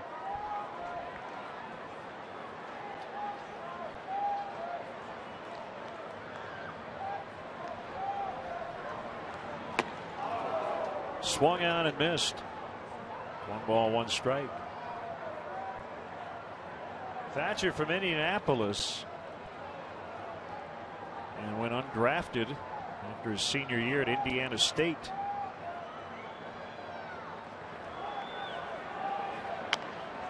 Hit foul 1 and 2.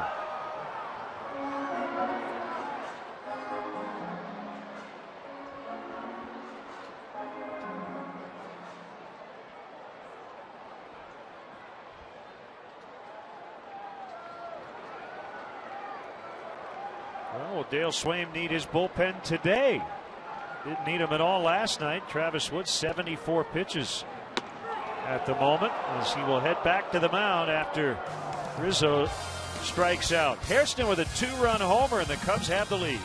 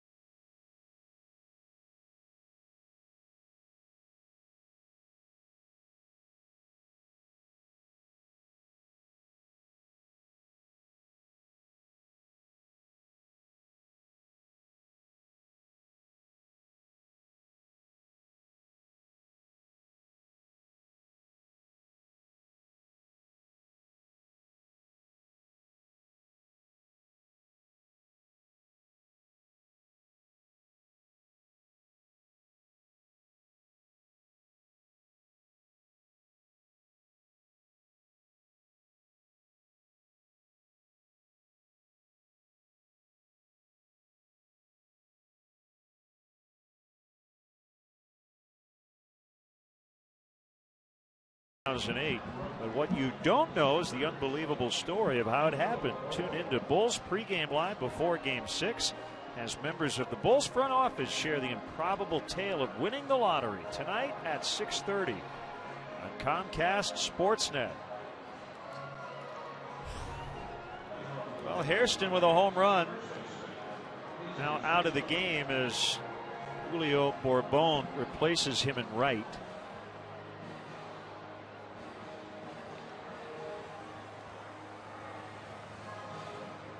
And the Padres will have Guzman, Blanks, and Jerko against Wood here in the 8th.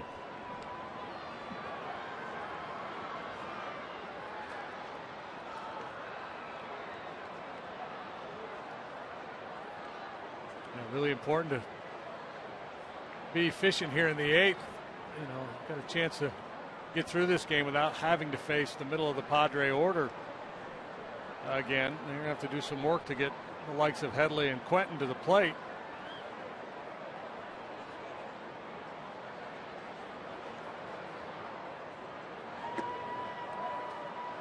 Hasn't much mattered who's been up there today for the Padres. Managed just 2 hits off of Travis Wood.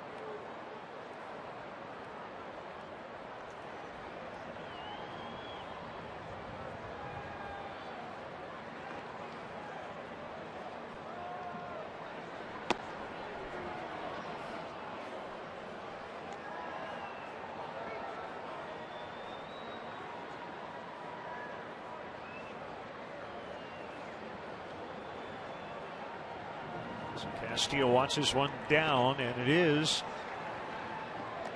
2-1. Camp and Russell.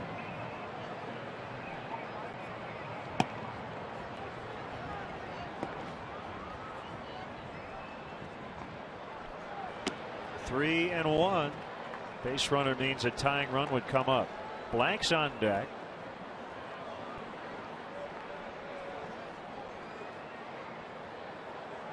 One of those throw it in there, see how far you can hit it situations.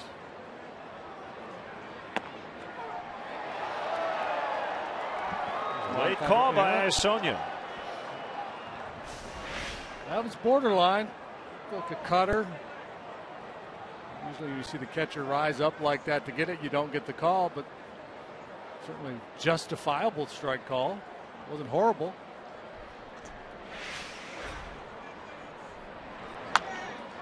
Roll toward right. It'll be cut off by Barney, but he just can't get a handle on it. That'll be a hit for Guzman.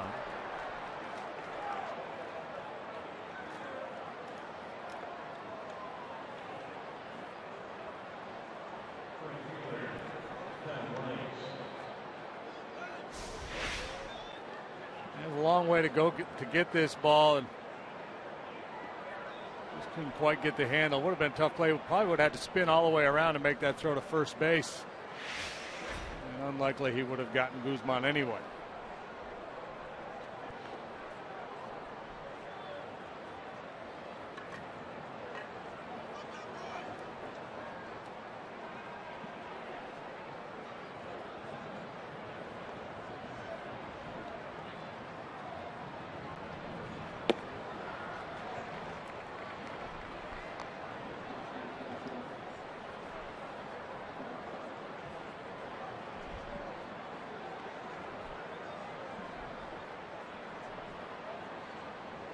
Wood set at the belt.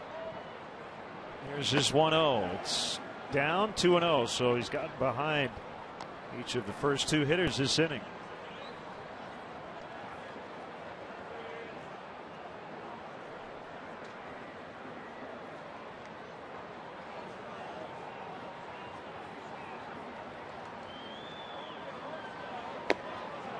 Two and 1.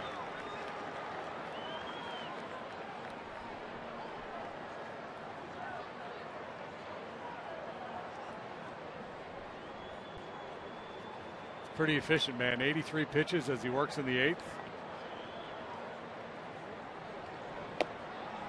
2-2.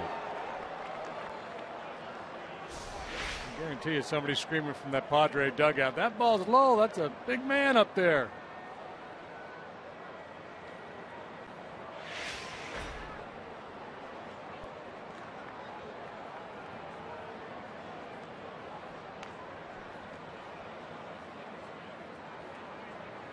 Great job getting back into the count without really throwing a hitter's pitch.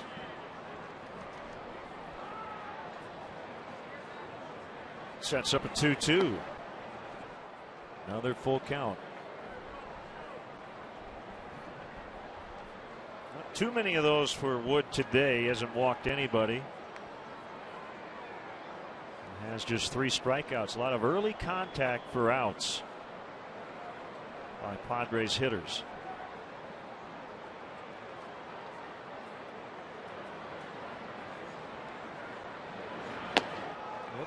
Ball 4. There is the first free pass.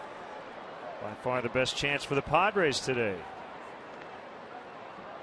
The best season ticket option in the city continues to be the PNC Club of Chicago. Your guests will enjoy an all-inclusive top-shelf bar and gourmet food in this high-end suite, with 7th-inning stretch celebrities coming by, former Cub players, perhaps Steve Trout. For information, contact the Premier sales team at 773-404-4200 or Cubs.com/Premier. Cubs want a ground ball here at somebody as Jerko takes ball 1. That's an attention getter in the Cubs dugout.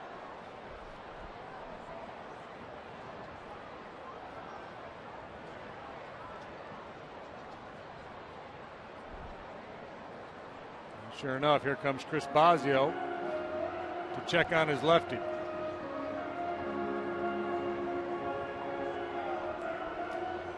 We talk about this all the time. It's fairly typical in a tight game like this late to see a pitcher who's invested so much in a game. You know, Wood's been outstanding here today. He's been very aggressive, attacking hitters. Now he's in a position where a couple of mistakes and it could get away from him. So with that mindset, you tend to pick a little bit, start to work out of the zone more, and hope that the opposing hitters are willing to get themselves out.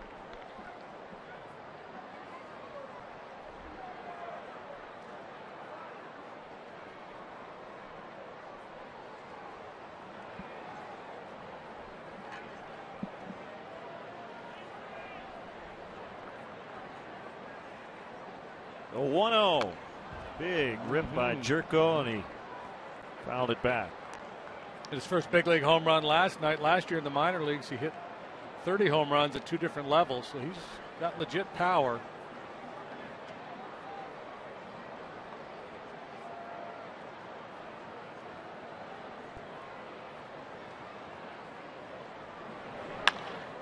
Out in the left center, Soriano coming over. He'll make the catch. The runners will hold. 1 away.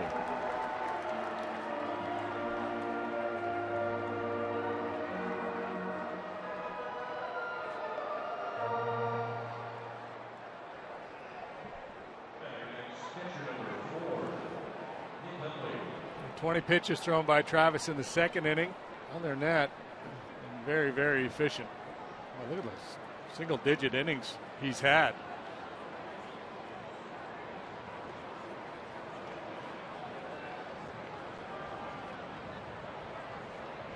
Well, that runner at second, Guzman, is the first man in scoring position all day for San Diego.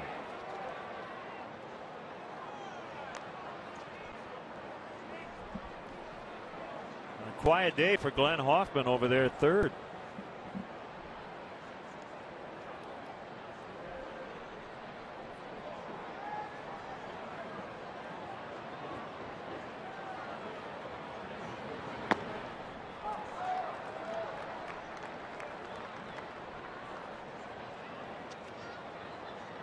Still looked like he was crossed up on that pitch.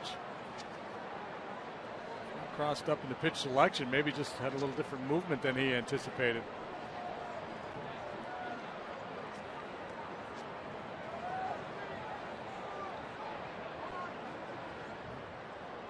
Hundley hitting in the 8th hole for the Padres, but performing more like a middle of the order type guy.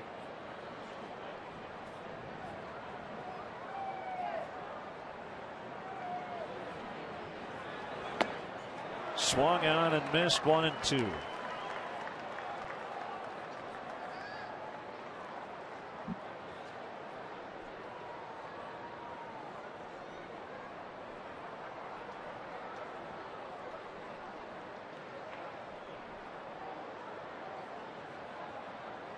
On Black's bench today, the hitters are all left-handed, so there's no right-handed pinch hitter available. Right field, Bourbon. Near the sidewall. I think he caught it. He did. Wow. What a play. And they almost got Guzman at third to boot. Julio Bourbon, this is again the first week he's ever spent in this ballpark, and he just made a fantastic catch. This ball slicing plus the wind blowing it away from him and right up against the wall. Unloads to Rizzo, who really did a nice job hustling down there himself. And relatively close at third base. This is just a great play. With the way the wind is blowing here today, he's got the bullpen mound to contend with. And a little lateral, the shovel pass to Rizzo. A little flea flicker.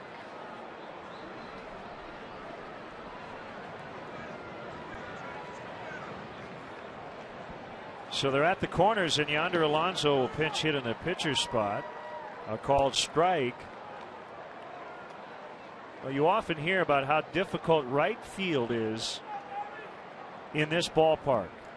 And Bourbon dealing with the wind, the sun, the bullpen mound, that ledge. And yet he made the catch. And he just came into the game, too.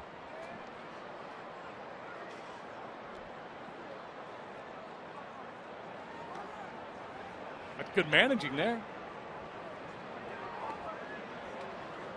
Make the defensive change, and it pays off with a big play.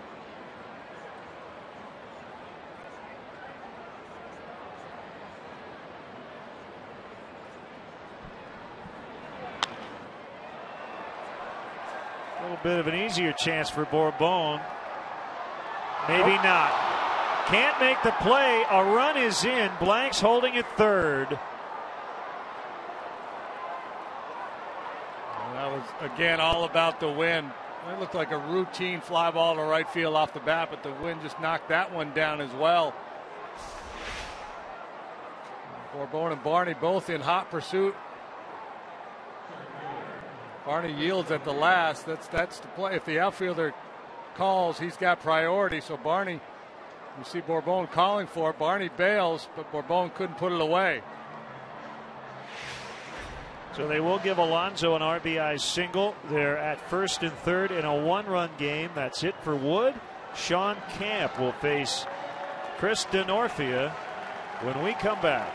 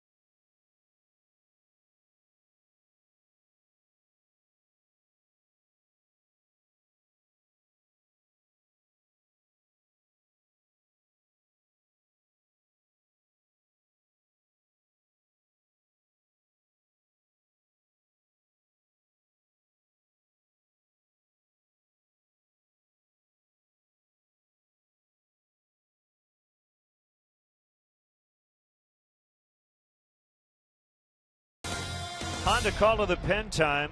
Sean Camp will try to get Chris DeNorfia here to get out of this eighth inning. As the Padres scoring a run on a bloop hit off the bench from Yonder Alonso. 2-1 Cubs. Yeah, an unfortunate break there for Travis Wood as that pop-up was able to fall safely for a base hit. Now it's up to Camp to preserve this one-run lead.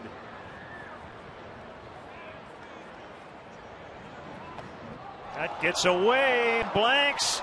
Now going to try to score. Castillo gave up on it.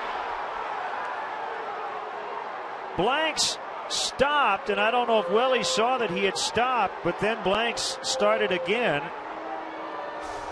And we are tied at 2-2. Yeah, boy, tough way to have this one get away from what a backup slider that Castillo doesn't handle, and Karam kicks away from him. At that point, he's just assuming that Blanks was coming the whole way. I've seen a couple adventures in this series on balls like that to the backstop. Assuming that'll be a pass ball to tie the game. And now the go-ahead run is at second base. That's Alonso. Way outside that time on a fastball, 2-0. I think he's just having issues with his release point. That slider backed up on him, so he really wanted to make sure he finished that pitch and pulled it across his body.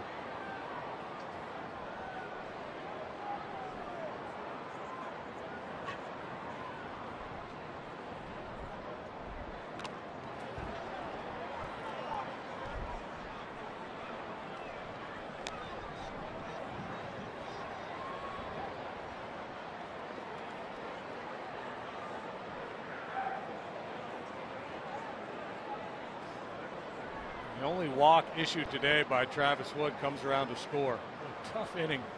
Infield single, walk, bloop single, pass ball.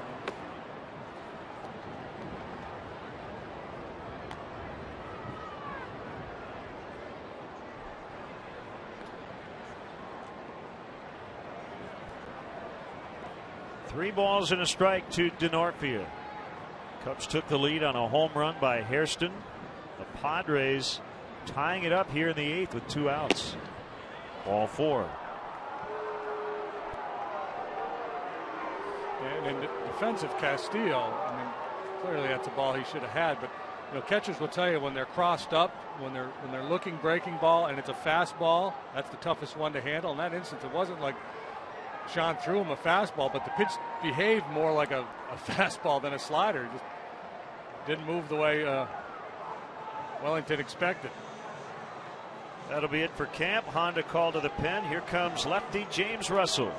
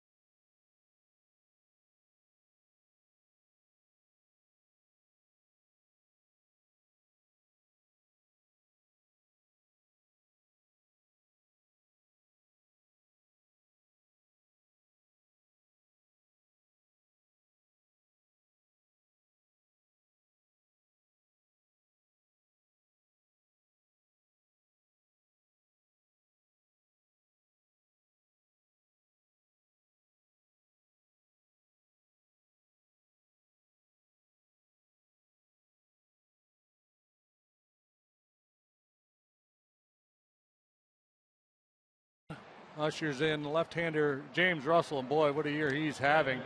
Calendar flips from April to May, and he still has that ERA of 0. No runs charged against his record. He's only allowed one of the inherited runners he's had to deal with to score. So he gets Cabrera, and then Headley, if the inning continues, 2 switch hitters will turn around to their right side. Where they have combined to go 0 for 6, Cabrera and Headley against Travis Wood. Alonso at second, Denorfia at first, and the pitch is a called strike.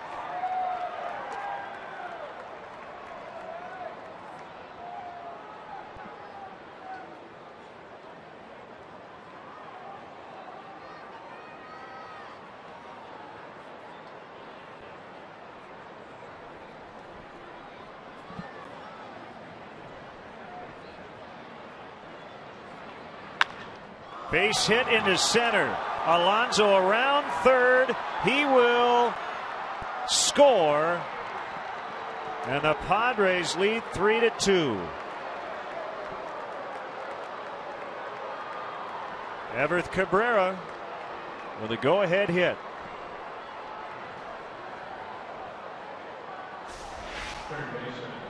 Cabrera, who did a lot of damage the first 2 games of this series. Not so much last night, but he delivers a big run-scoring single here. Man, this inning came up out of nowhere. Sure did.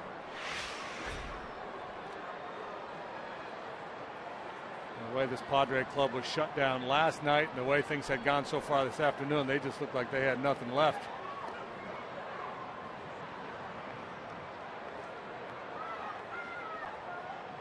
And for the first time in this series, in the 4th game, we'll see Bud Black use the back end of his bullpen the way he likes to with a late lead.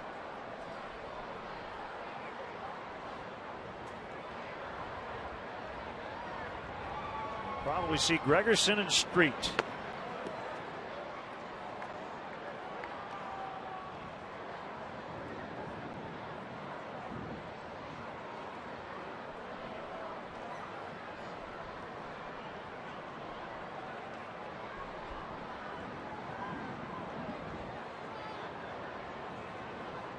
Cabrera runs, and Castillo will not throw.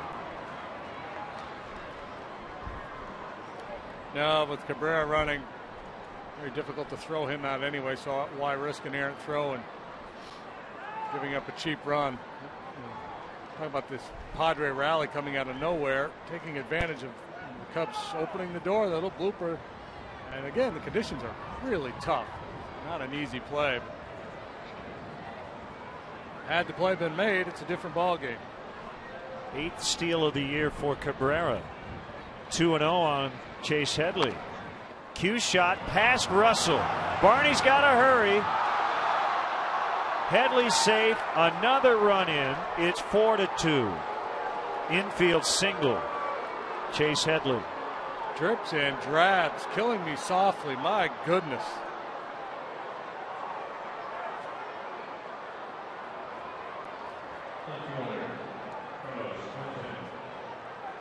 Cabrera's base hit, really the only ball that's been hit hard in this inning.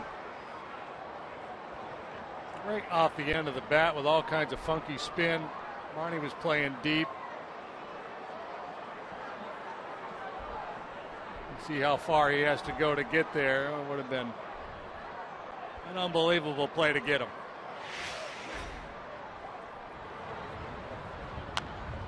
Quentin fouls off.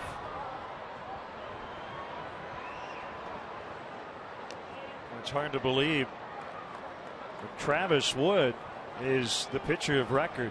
He went from looking at a win to possibly a loss.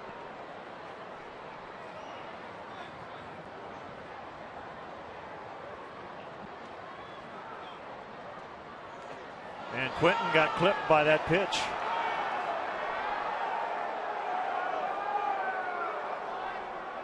So that will load the bases. And Guzman, who started the inning with a single, will bat again. Quentin leans right out over home plate. He gets hit all the time. He's the franchise leader for the Padres. Once got hit in 6 consecutive ball games when he was a White Sox.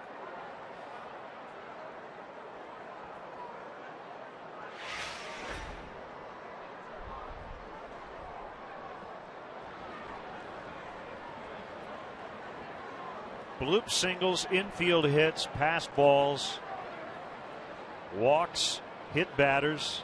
We've seen a little bit of everything here in the Padre 8th. Ball 1 to Guzman.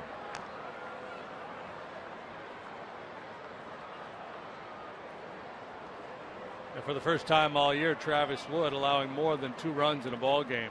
He was outstanding again today. He deserved a better fate.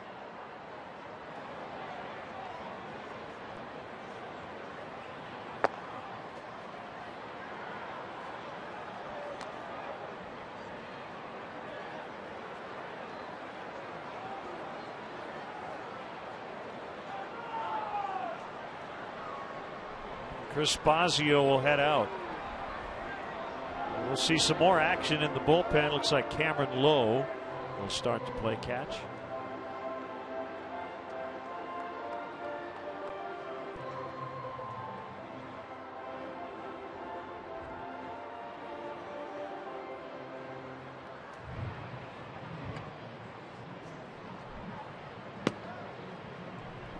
Three runs charged to Travis Wood, one to Sean Camp.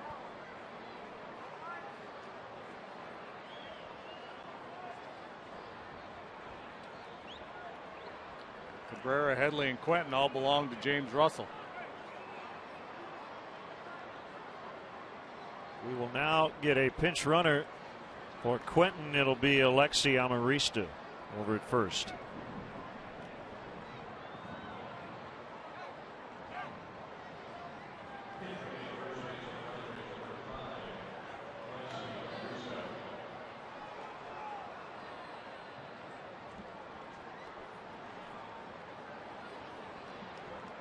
A 2-0 count on Guzman.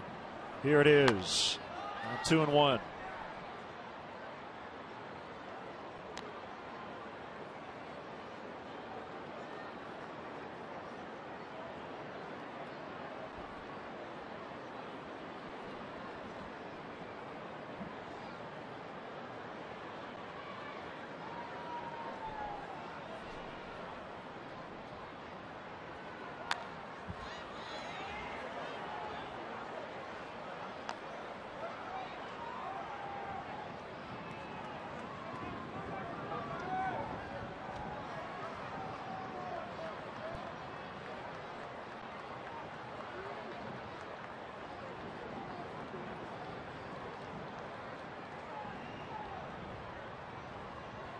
Long look by Russell.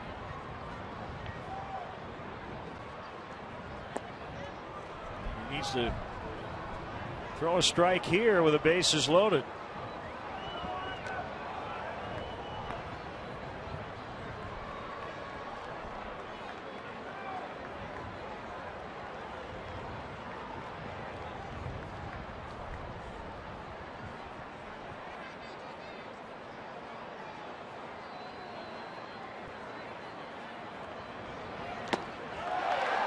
Struck him out to finally end a 10-batter inning. The Padres get 4 runs to take a 2-run lead.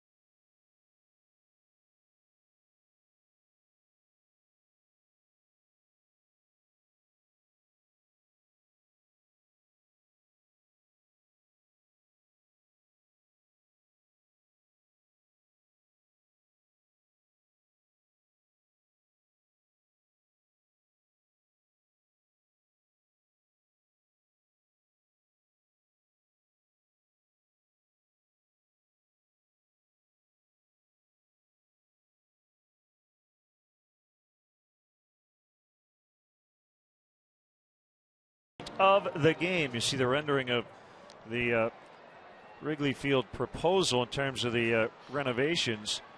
And Doug Ryan, FLA. What will the new LED board do to the wind pattern in home run balls? That's a great question. I'm assuming the Cubs will do some studies, and I don't think there's any question that the wind patterns will change a little bit.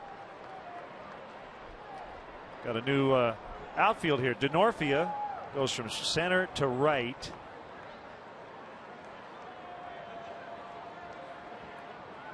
Gregerson on the mound against Alfonso Soriano, and ball one low.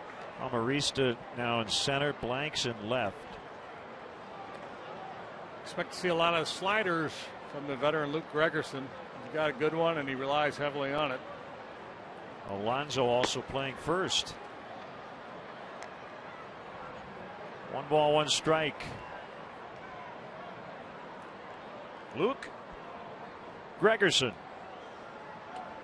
born in Park Ridge, Illinois, went to Morton West High School in Berwyn.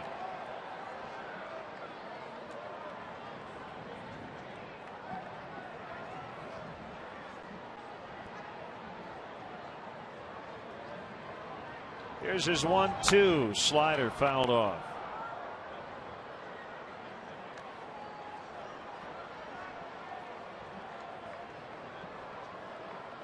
Gregerson off to a pretty solid start, 1-2 with a 1.46 ERA.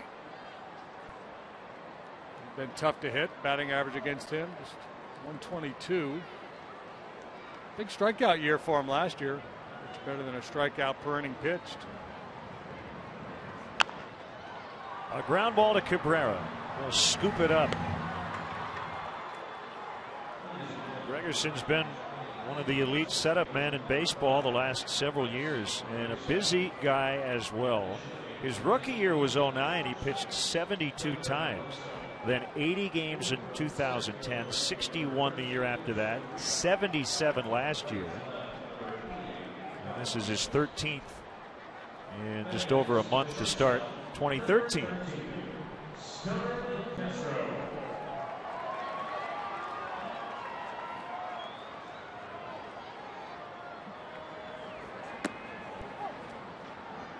Apparently caught the corner on Castro.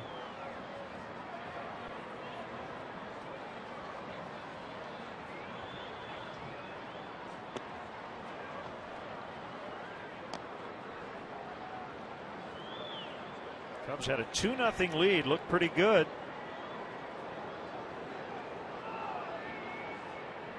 The way Travis Wood was dealing, but then the Cubs gave up 4 in the top of the 8th.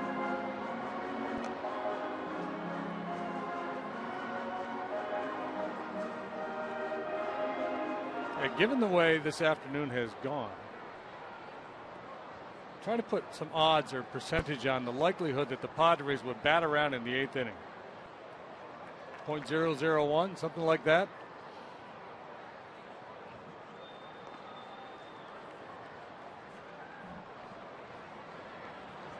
Nope. Chased one, gets behind Hundley. Plenty of time, and he'll get it.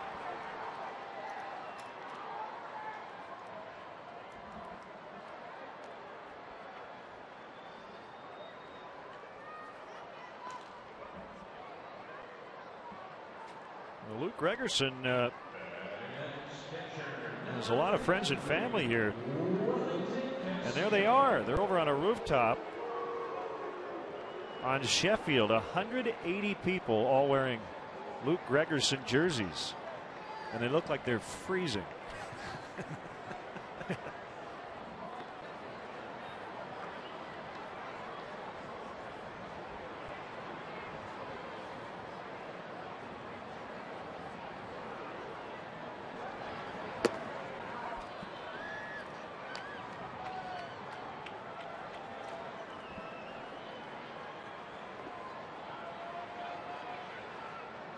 Gregerson, 2 innings for Team USA in the WBC. Did not give up an earned run. Tying run will come up as Castillo beats that throw from Denorfia for the base hit. That wind blowing allows the right fielder to shorten up a little bit, and this ball gets out to him in a hurry on a line. See, Alonso was prepared to handle the throw. You got to be kidding me, man. I'm faster than that. You're trying to show me up. See, that's smart to wear the USA jersey, right? You're not going to get heckled.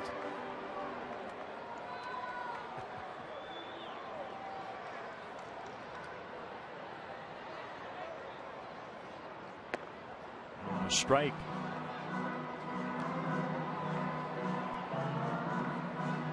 Maybe a little different game plan for Gregerson against the left-handed hitters. Maybe throws that sinker a little bit more, but he'll still use that slider to both sides of the plate, back door, or try to bury it on the back foot of a left-handed hitter. Short lead by Castillo. The pitch to Bourbon is low.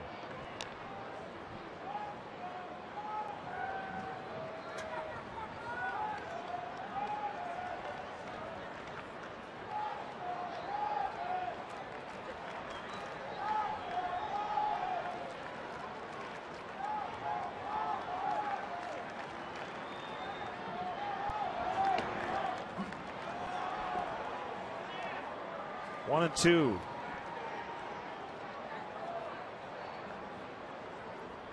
I believe that's Luke Stad there in the Padres jacket and the sunglasses. They're chanting, "Let's go, Luke."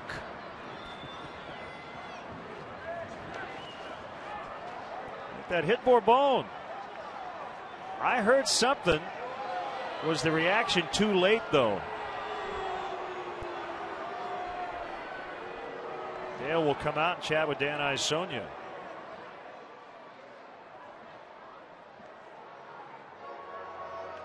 I don't see any shoe polish on this ball. You might be saying the reaction was a little too late.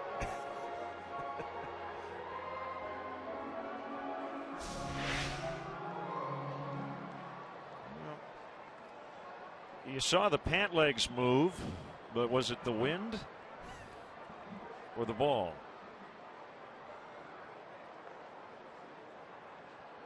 No. So yeah, the reaction a little late. The thinking is good. Just a little, it got a little late started. I love it. I love it. I mean, you got 2 strikes on you.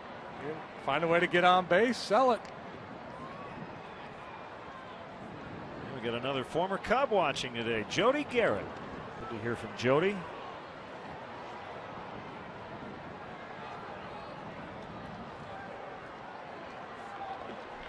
A lot of attention on the Padres and Cubs today. And just 2 early matinees are being delayed in Kansas City, Tampa Bay, and the Royals. So get Gregerson out of the 8th. Fan club's happy about that. We'll go to the 9th. It's 4-2 San Diego.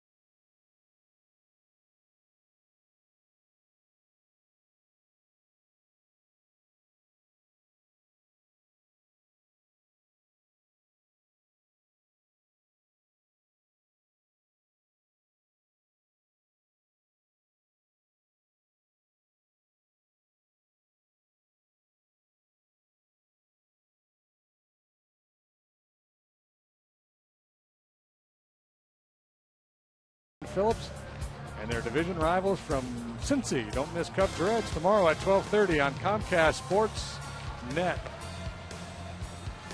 The Cincinnati Ball Club is coming to town. Well, they're in town. They're hanging out. Yes, they are. Enjoying some fine food and maybe even a round of golf. Boy, I hope Chris Welsh brought his 1-iron. That's a tough wind out there today. Carlos Marmol with his team trailing by a pair of runs. Padres trying to steal one away today and get out of here with a 2-2 split. Carlos making his first appearance in this series against the Padres. Worked 4 times on the recent road trip.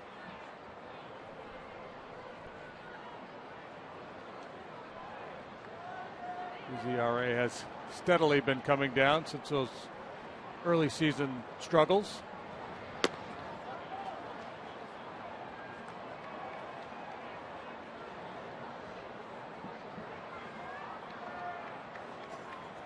I wonder if Kyle Blanks wears number 88 because he was a tight end or something.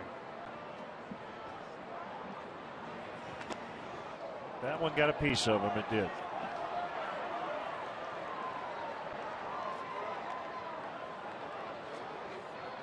I don't believe he was a football player. Might just be 88 just because it's a number that kind of has some girth to it, you know. It's just kind of big man needs a big number kind of thinking. Right, yeah. Right.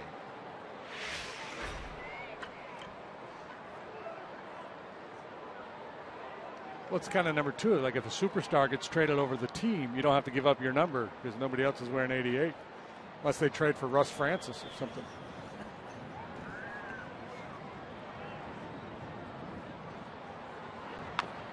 Bunted. Throw to second.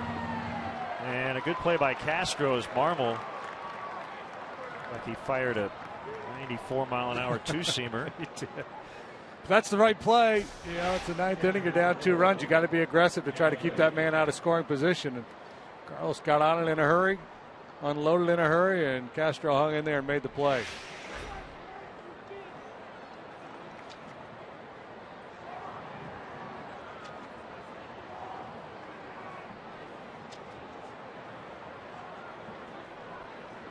Early in the game, probably take the shear out at first base. 9 straight scoreless appearances for Marmol coming in.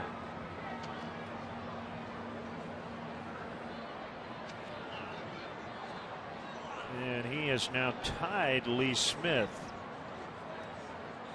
for the most relief appearances in Cubs history. Number 454. Check that, 452. His next one, he'll set the record.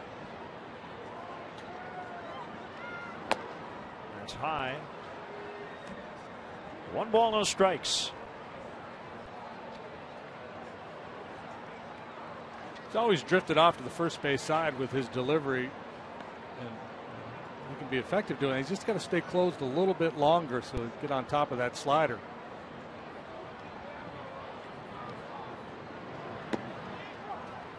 There's a slider for a strike. 1-1. Houston Street is a Padres closer.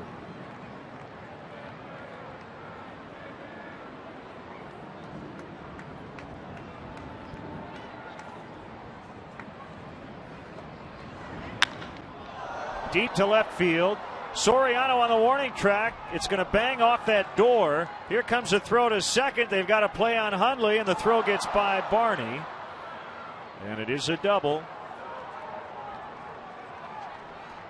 Well, that carom off the green door gave Soriano an opportunity. Yeah, well played out there by Soriano. Perfectly positioned to handle that carom. Little floater up in the zone. You see Alfonso on this one in a hurry. He makes the assessment that lead runner is not going to try to score it, so he takes a shot at Hundley at second base, and fortunately no further advance after that ball gets by Barney. Infield in now. And Alonso, who had that bloop RBI single to get them on the board in the 8th is at the plate. That was as a pinch hitter. He's now playing first.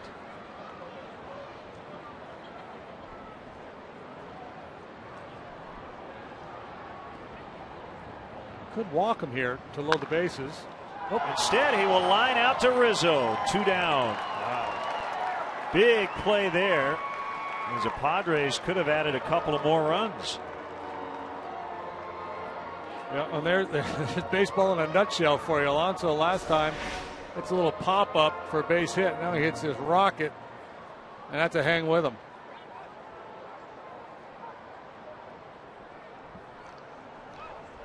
Nice play by Rizzo. Good quick reaction. The point I was going to make is now rendered moot, but I'll make it anyway.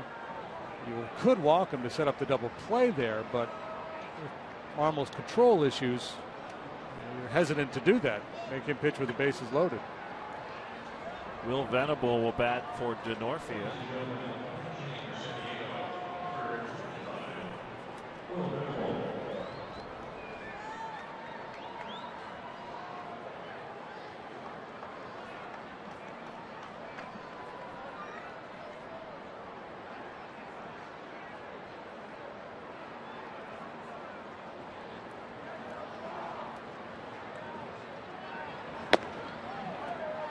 Fastball called, strike 1.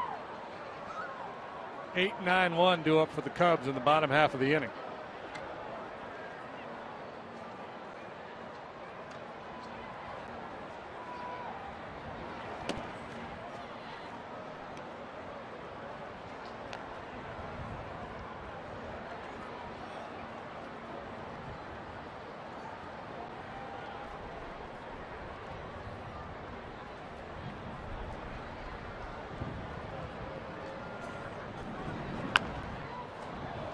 The handle. 1-2.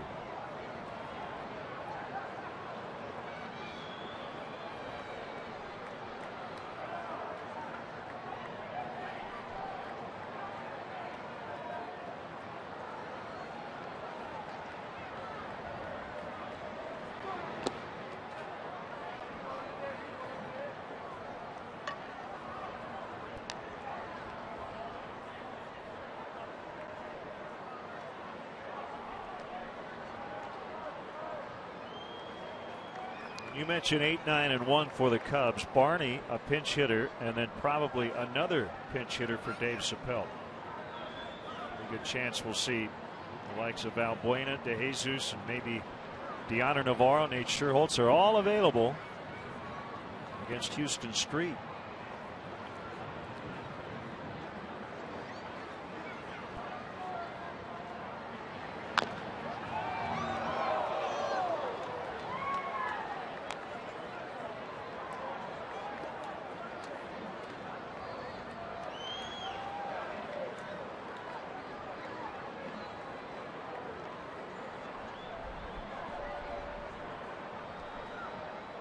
Marmol now with a side from Castillo. Another foul. Well, the starters were just cruising along today. Very little action in the first 6.5 innings. And Scott Hairston hit a line shot 2-run homer. It looked like the Cubs were in great shape. The Padres with a 10-batter, 4-run 8th inning. Bounce past Marmol. Castro will field, throw to Rizzo in time to get him, saving another run. We go to the bottom of the 9th, 4-2 San Diego.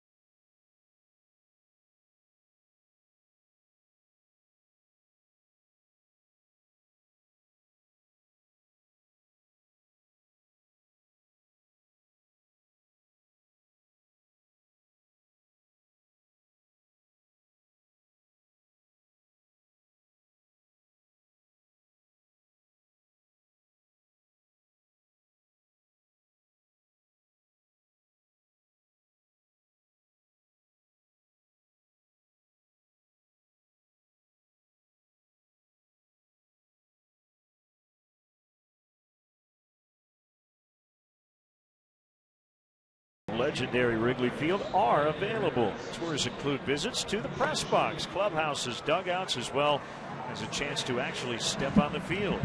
This must-see Chicago attraction houses almost 100 years of history. For game days and non-game day schedules or to book your tour, visit Cubs.com/tours today. Venable stays in, playing right.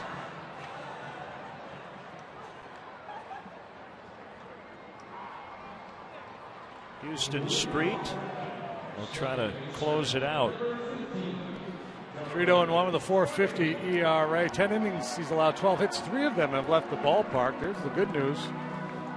Statistically, if you're a Cub fan, he's not your typical closer. He's not going to overpower you with a fastball. He's a real pitcher, 3-pitch guy, fastball, slider, and a changeup. Has very good location.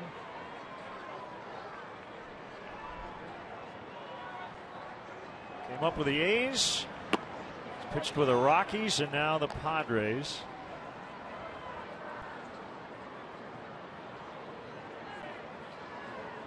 Actually,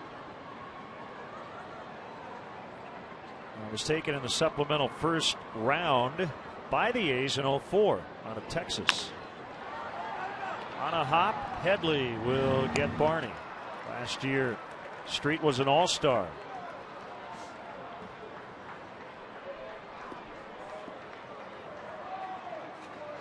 DeJesus will bat in the pitcher spot.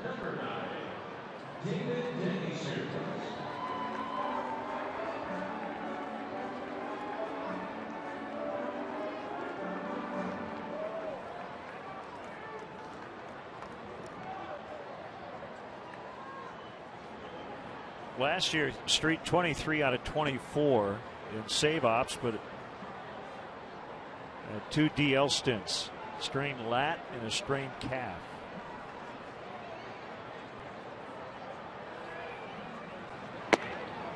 Has a really exaggerated slide step. Actually pulls his foot off the rubber before putting that toe back in contact with the rubber when he delivers the pitch.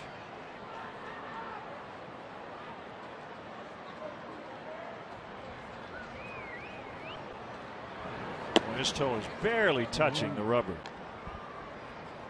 He's got a very good changeup, and that allows him to compete against left-handed hitters. So you have no real advantage in terms of batting average, left or right against him.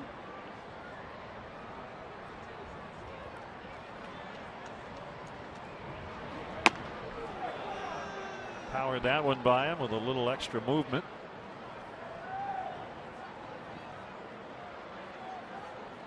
Not a ton of pinch hitting opportunities for DeJesus.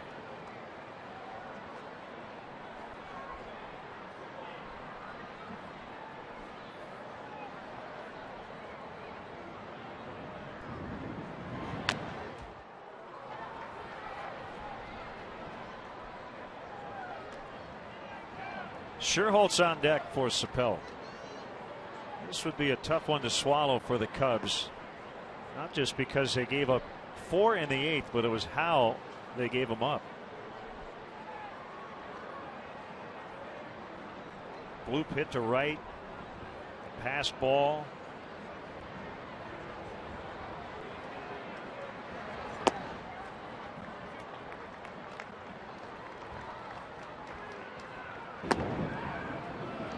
Three and 2 on DeJesus. Good guy in this spot. You need a base runner here. Put the tying run at the plate.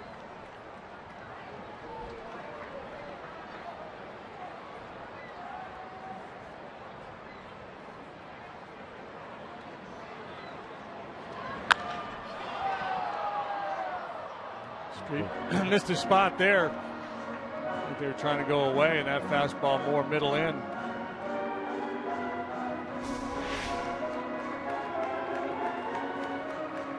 He's just very good on the inner half. I mean, very good everywhere. Handles balls all over the strike zone.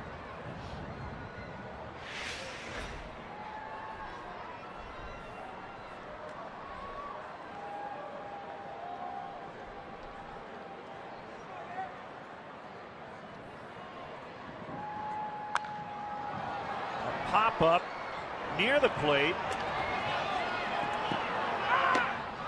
And Hundley makes a catch, 2 outs. Time now for our GMC Professional Grade Player of the Game. Not a day to hit home runs, but Scott Hairston drilled one into the bleachers at left center. That made it 2-0 Cubs. Fortunately, Padres would come back with 4 in the 8th. First in our GMC Player of the Game. Scherholtz for Sapelt.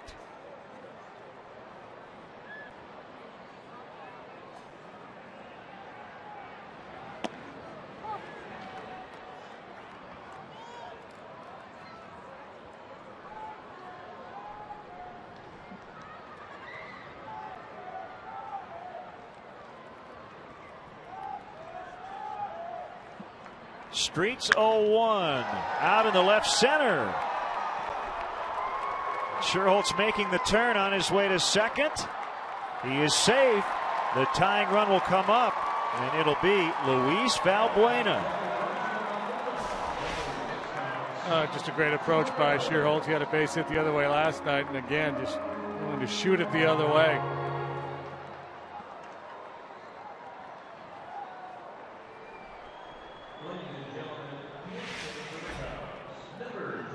Valbuena had some big late game swings. Tall order today into the teeth of this wind to knock one out of here to right field.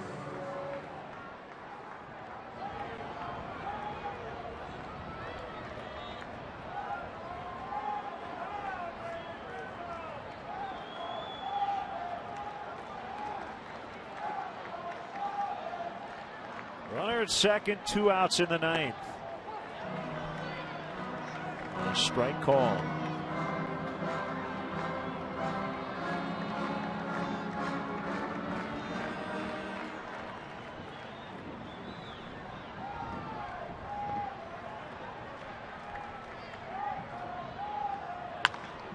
Late swing, 0-2.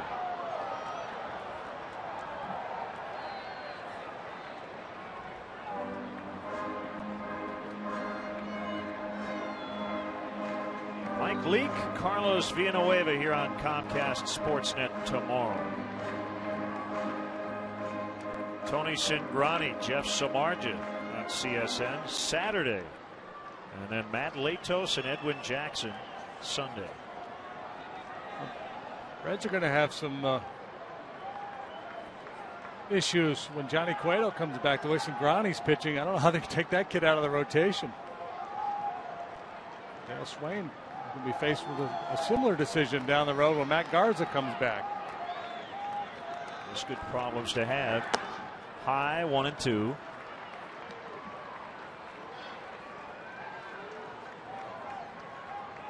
Cubs saw all 3 of those starters in Cincinnati. On the last trip, the Reds took 2 of 3. Latos in particular was excellent.